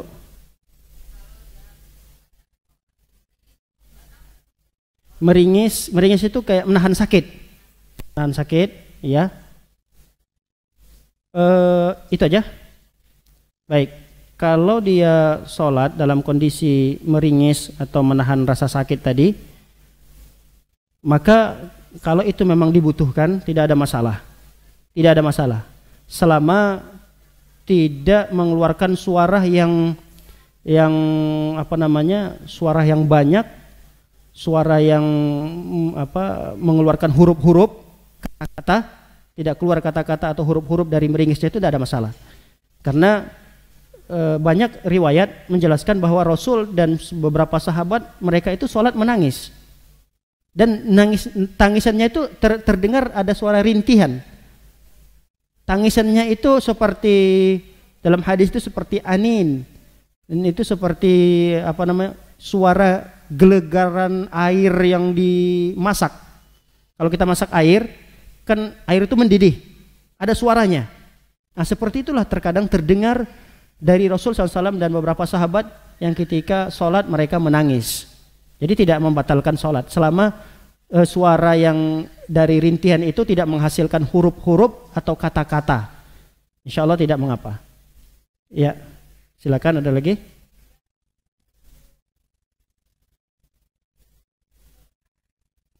Ya, Bu, kedengaran nggak, Bu? Ya, silakan, coba saya nanti dibantu.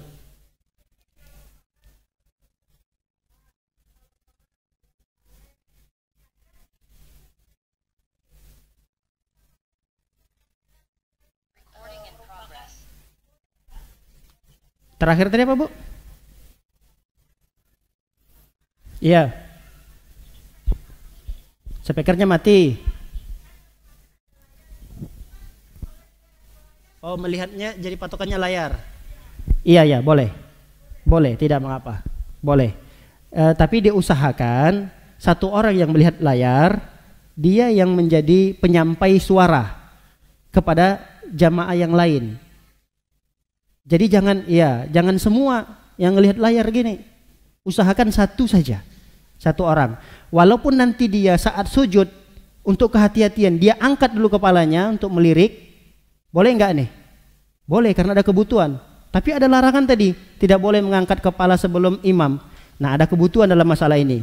Dia kan sujud nih, karena enggak ada suara. Dia sujud, dia angkat dulu kepalanya, melihat, oh udah bangun. Nah, lalu kemudian dia angkat suaranya, Allahu Akbar, supaya ibu-ibu yang lain juga paham bahwa imam itu sudah mengangkat. Terus siapa yang ditunjuk? Ya berinisiatif aja, nggak perlu ada ditunjuk-tunjuk. Kamu ya nanti batal sholatnya kalau tunjuk-tunjukkan. Inisiatif saja. Andai kata yang berinisiatif langsung 5 orang sekaligus, ya tidak ada masalah. Allahu Akbar. Nah, nanti kan dia hilang suaranya itu. Oh, biar ya ulang aja lah. Allahu Akbar, Sami Allahu liman hamida. Jadi dibantu oleh satu orang atau berapa orang agar tidak semuanya berpatokan dengan layar. Karena kalau berpatokan semua dengan layar, kasih nanti orang-orang mengira-ngira. Ini udah bangun sujud atau belum ya? Udah bangun ruku atau belum ya? Nah, jadi tunjuk satu orang yang dia boleh melirik-lirik, karena melirik-lirik seperti ini ada kebutuhan, itu boleh. Allah alam bisawab.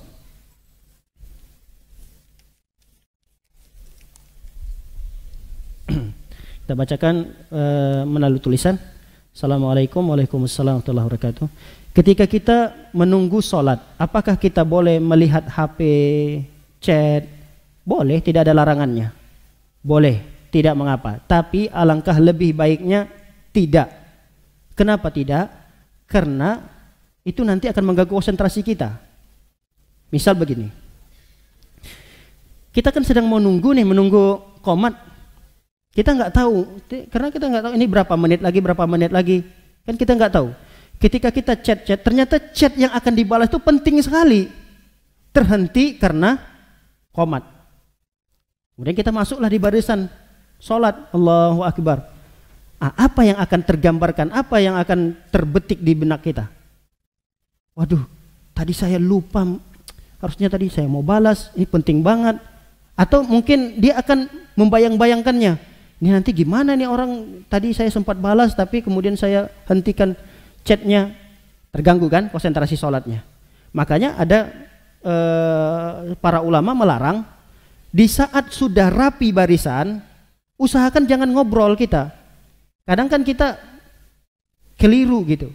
Di saat Allah Akbar, asyhadu an la ilaha illallah, masuk nih buat barisan. Ternyata di samping kita itu udah seminggu nggak ketemu gitu. Ada yang mungkin sebulan nggak ketemu.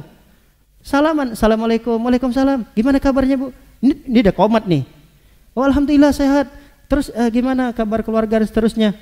Ngobrol dia, terputus obrolannya. Sama juga dengan chat, terputus chatannya. Sebaiknya itu tidak dilakukan. Ya kalau dia misalnya salam, ya udah salam. Nggak usah dilanjutkan dengan obrolan. Nanti aja ngobrolnya. Nanti kalau terputus ngobrolnya, itu akan terbawa kepada sholatnya. Jadi sholatnya nanti malah mikirkan sesuatu, kok terputus tadi gitu. Harusnya dilanjutkan lagi atau apa, ada yang penting. Nah, sebaiknya jangan. Tapi kalau dikatakan terlarangkah dia chatan melalui WA atau apa, hukum asalnya tidak terlarang. Tapi lebih baik dia hentikan dulu 10 atau 5 menit sebelum sholat, dia tutup HP-nya. Kalau bisa dinonaktifkan, itu lebih baik. Baik, yang nomor 2. Apabila pada saat sholat kita melakukan sesuatu yang dilarang, contohnya menguap, menggeliat, membunyikan jemari tangan, semua disebutkan nih, memejamkan mata dan lain-lain, dan tidak disengaja. Yang tidak disengaja, apakah lebih baik untuk membatalkan sholat? Jangan. Dan mengulangi sholat atau bagaimana? Ya, jangan dibatalkan sholatnya. Jangan dibatalkan sholat, karena memang ini ada unsur ketidaksengajaan.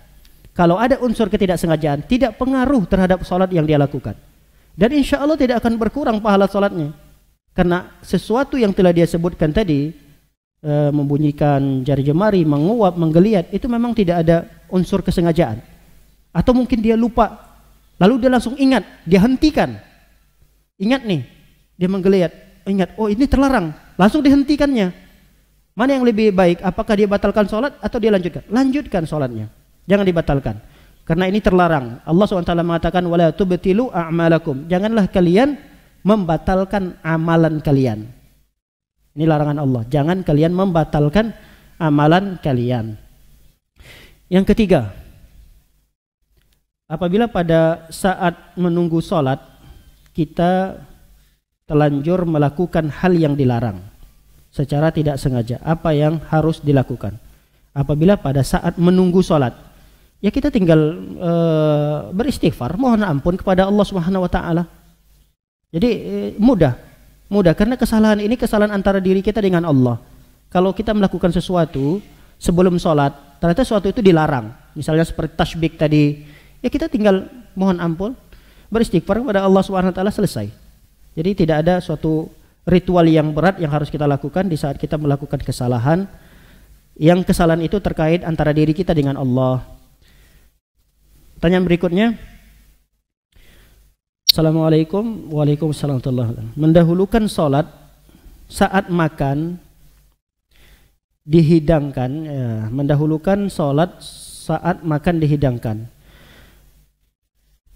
menghindari batal wudhu kentut karena sudah karena sudah wudhu ya dari rumah saat safar dan sholat, bacanya ada yang disingkat-singkat, saya agak kurang bisa membaca singkat-singkatan. Menghadapi terbuka aurat saat wudhu. Oh, jadi alasannya dia tetap melanjutkan sholat karena safar. Karena safar ya. Kadang dia juga tidak mendahulukan makan. Karena nanti udah ribet lah makan dulu atau apa. Jadi karena kondisinya safar, kalau misalnya juga menahan kentut, dia batalkan. Ya di masjid itu tempat areanya tidak tertutup. Jadi kalau dia mau wudhu lagi, ya terbuka auratnya lagi. Gimana kalau kondisi seperti ini dia tahan? Ya Allah alam bisawab. Kalau memang ada alasan-alasan yang menjadikan kenapa dan alasan itu bisa diterima, ya tidak ada masalah. Tidak mengapa. Karena kata para ulama, kebutuhan itu akan membolehkan suatu yang makruh. Kami ulangi.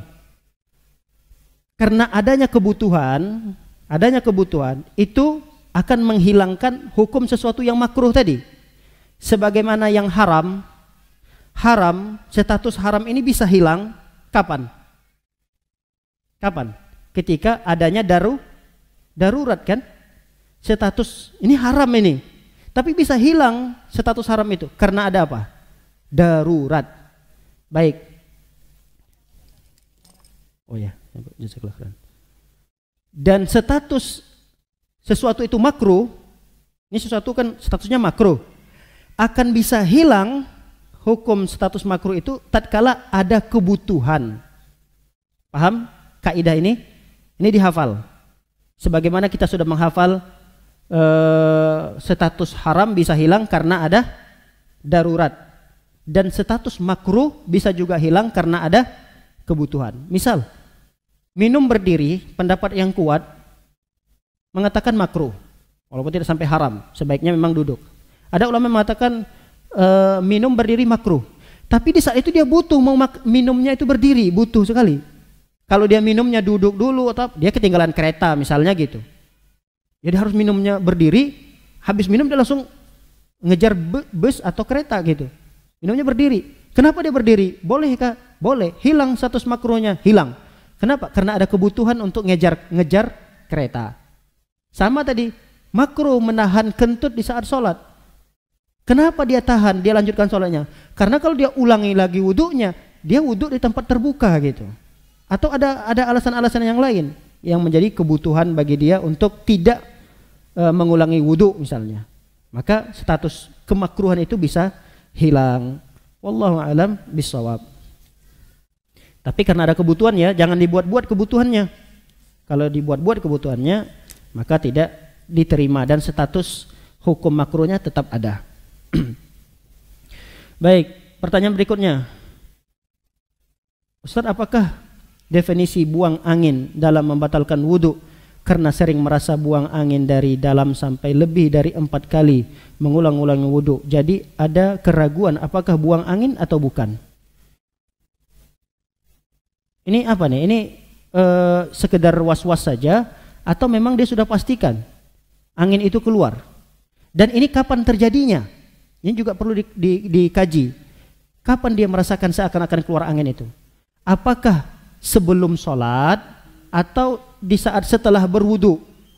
Nah kalau dia jawab, yang bertanya misalnya dia menjawab, ini selalu merasa kayak angin keluar di saat setelah wudu doang, setelah wudu doang. Tapi sebelum wudu atau tidak sedang berwudu, enggak keluar angin itu, biasa-biasa aja. Tapi kadang-kadang selalu teriang-iang di pikirannya, seakan-akan ada keluar angin setiap kali selesai wudu. Apalagi kalau dia sudah ngerjakan sholat. sedang ngerjakan Allahu Akbar, kayak ada angin gitu. Ini bisa jadi gangguan. Gangguan maksudnya was-was yang harus dia lawan. Bisa jadi kalau dia sedang sholat, malah itu kerjaan syaitan. Syaitan yang niup-niupin, ditiup-tiupinnya kayak kerasa seperti angin gitu. Maka dia tidak perlu menghiraukan itu. Tapi kalau dia merasa angin itu keluar sebelum wudhu, ya udah, untuk menghilangkan keraguan dia wudhu lagi. Tapi kalau itu sering sekali teringat, terulang-ulang, nah Bu? Iya, jangan. Kasihan nanti kalau dia mengulang-ulang terus. Ulang lagi wudhu, habis wudhu, kayaknya. Makanya dia harus pastikan, jangan kayaknya. Pastikan, ada baunya enggak? Dicium-cium sekitar enggak ada. Oke. Kalau enggak ada, biasanya dia bunyi. Bunyi enggak angin yang keluar itu? Kalau dua ini enggak ada, dia enggak bunyi. Kan kentut ada yang enggak bunyi? Ada. Nah, pastikan ada baunya tuh enggak? Kalau dua ini enggak ada, udah kita yakin bahwa kita sudah berwudu dan wudu kita masih sah, belum batal. Setelah dua ini selesai ya, insyaallah. Yuk. Ya udah, langsung, tanya langsung.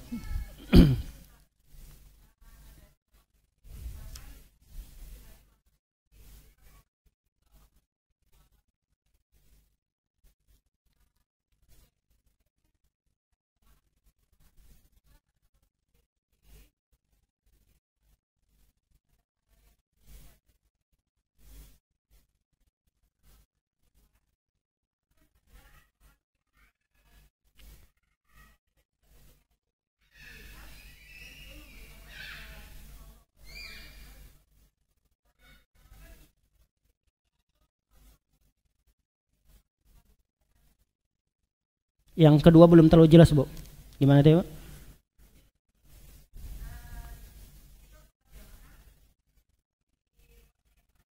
Ya. Ya. Iya.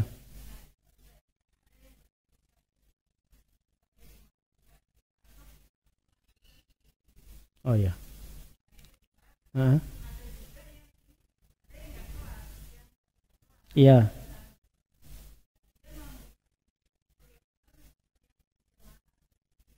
Hmm. Iya ya, sebagai Bilalnya lah ya. Iya. Ya. Pertanyaan yang pertama tadi, apa yang harus dia lakukan? Jamaah lakukan tatkala memang sama sekali tidak ada koneksi dengan jamaah laki-laki. Kalau misalnya speakernya doang masih ada layar, tapi ini layar juga mati, apa juga mati, berantakan. Maka boleh dengan melanjutkan sholatnya sendiri-sendiri. Jadi kerjakan sholatnya sendiri-sendiri. Seperti kita masbuk. Kalau kita masbuk, imam sudah selesai, kita kan masing-masing sholat sendiri-sendiri. Jadi sebaiknya tidak berinisiatif menjadi imam. Tapi berinisiatif menjadi Bilal, penyambung suara imam tadi, itu boleh.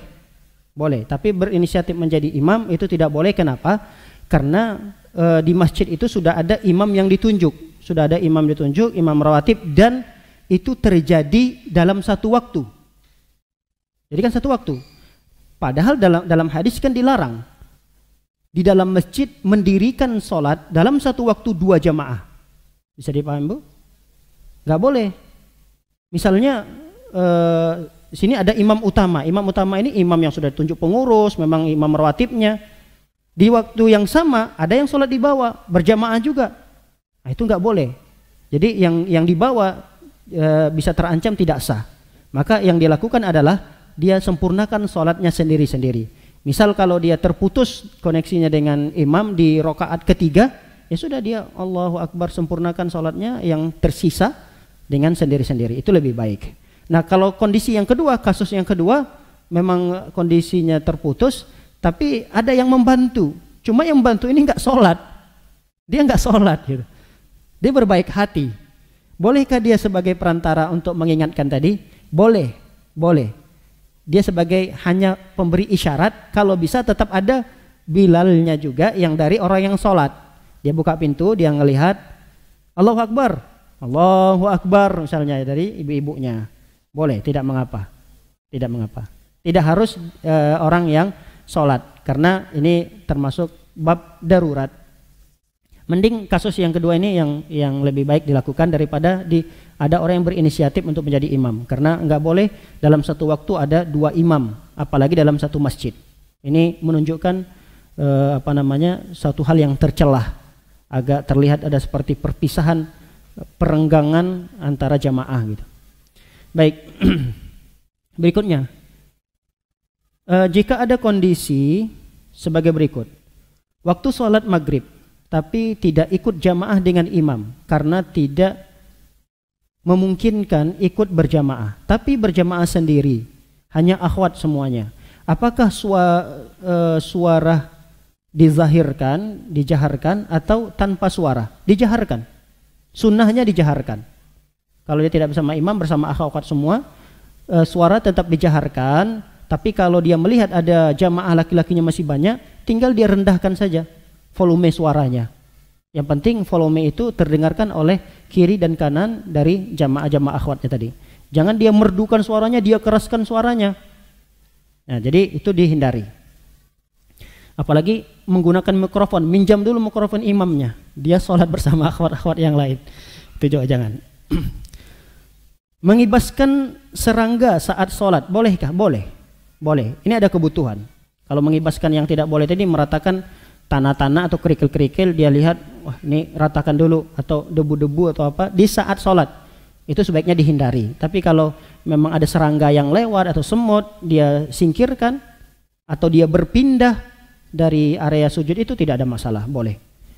Yang ketiga, jika saat jadi imam kemudian buang angin, apakah langsung mundur atau bagaimana? Jika makmum hanya satu, apakah dibiarkan sholat sampai selesai? Baik. Ya kalau dia sebagai imam lalu kemudian batal wudunya karena kentut, dia mundur. Secara otomatis kalau memang jamaahnya banyak, maju salah satu orang yang berada di depannya. Oh ini yang di belakang itu banyak sekali. Ya kita sebagai imam boleh menunjuk salah satunya. Kita lihat mana di antara yang sekian banyak ini yang kira-kira hafalannya lebih banyak, yang lebih mengamalkan sunnahnya itu siapa, yang lebih kokoh dalam pengamalannya. Dari sekian orang ini kita berikan isyarat saja. Kita imam tadi nih, kita tarik saja. Oh bapak fulan aja lah jadi imam. Oh atau ibu fulanah sajalah jadi imam, saya batal. Dia kasih isyarat dengan pegangan tangannya. Dia tarik boleh, dia beri isyarat. Kalau perempuan misalnya enggak dia di depan sejajaran, dia kasih isyarat aja untuk menjadi imam. Nah bagaimana kalau jamaahnya satu? Apakah dia jadi imam sekaligus makmum? Ya udah, nggak ada. Ya udah batal imamnya, tinggal dia sholat sendiri, sempurnakan saja sendiri, dan dia tetap mendapatkan pahala jamaahnya. Itu saja. Jadi tidak perlu dirubah niatnya. Saya merubah niat menjadi imam sekaligus makmum. Nggak perlu. Udah lanjutkan saja sholatnya. Baik, yang terakhir. Pertama, bila dalam sholat bersendawa, atau ada berdahak, bagaimana hukumnya? Ya bersendawa kalau memang tidak bisa ditahan, memang secara tiba-tiba seperti itu, dan dia sesuatu yang, sendawa ini kan sesuatu yang bukan dibuat-buat kan? Bukan dibuat-buat, tidak ada masalah. Tidak ada masalah. Jadi kalau ada mengatakan itu seakan-akan angin yang keluar ibarat kentut kan angin juga keluar. Sendawa itu kan gitu kan? Kayak ada angin keluar gitu. Ya tidak ada masalah. Dia tidak terhitung sebagai kentut. Ada yang mengatakan itu kayak kentut. Ya kentut itu kan sesuatu yang keluar dari dubur, bukan dari mulut. Tapi usahakan memang kalau bisa ditahan. Tapi kalau memang sesuatu itu tiba-tiba gitu bersendawa atau tiba-tiba berdahak begini, berehem gini, karena memang ada gatal-gatal di sini, dan itu akan menjadikan bacaan kita tidak sempurna gitu. Bacaan kita kurang sempurna, lalu gitu. Tidak ada masalah, tidak mengapa, karena ada kebutuhan. Baik, yang kedua, bila dalam sholat jenazah kita menangis, mengeluarkan air mata, bagaimana juga hukumnya? Tidak ada masalah, boleh. Kalau memang air matanya itu karena air mata tangisan sedih, itu ya tabiat manusia, jadi tidak ada masalah. Jadi jangan menganggap air mata keluar sehingga batal wudunya dan sholatnya tidak sah. Saya sudah jelaskan tadi di awal bahwa Rasul juga sholat dalam kondisi menangis, air mata beliau juga keluar, asalkan jangan tangisannya air mata yang keluar karena tagihan hutangnya banyak. Jadi dia menangis karena memikirkan itu. Nah itu tidak ada korelasi dengan sholatnya. Tapi kalau memang ada korelasi dengan sholatnya, ada kait dan hubungannya, kenapa dia nangis? Yang meninggal itu saudaranya.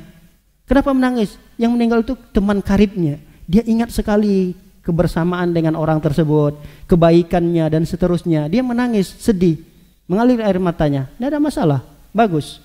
Karena ini adalah tabiat yang baik yang dimiliki semua manusia. Ketika orang tercinta meninggalkan dia menangis, sedih, itu biasa. Wallahu a'lam bishawab. Demikian yang dapat kita kaji pada kesempatan yang singkat ini. Barakallahu fikunna. Semoga Allah Subhanahu wa taala memberikan kepada kita kesehatan, selalu memberikan kita keberkahan umur, keberkahan harta, keberkahan keluarga, dan semoga kesehatan yang kita miliki dapat kita gunakan untuk beribadah, mentaati Allah Subhanahu wa taala. Demikian, wassallallahu ala nabiyina Muhammadin wa ala alihi washabihi wasallam ajma'in. Akhiru da'wana subhanakallahumma bihamdika asyhadu an la ilaha illa anta astaghfiruka wa atubu ilaik. Assalamualaikum warahmatullahi wabarakatuh.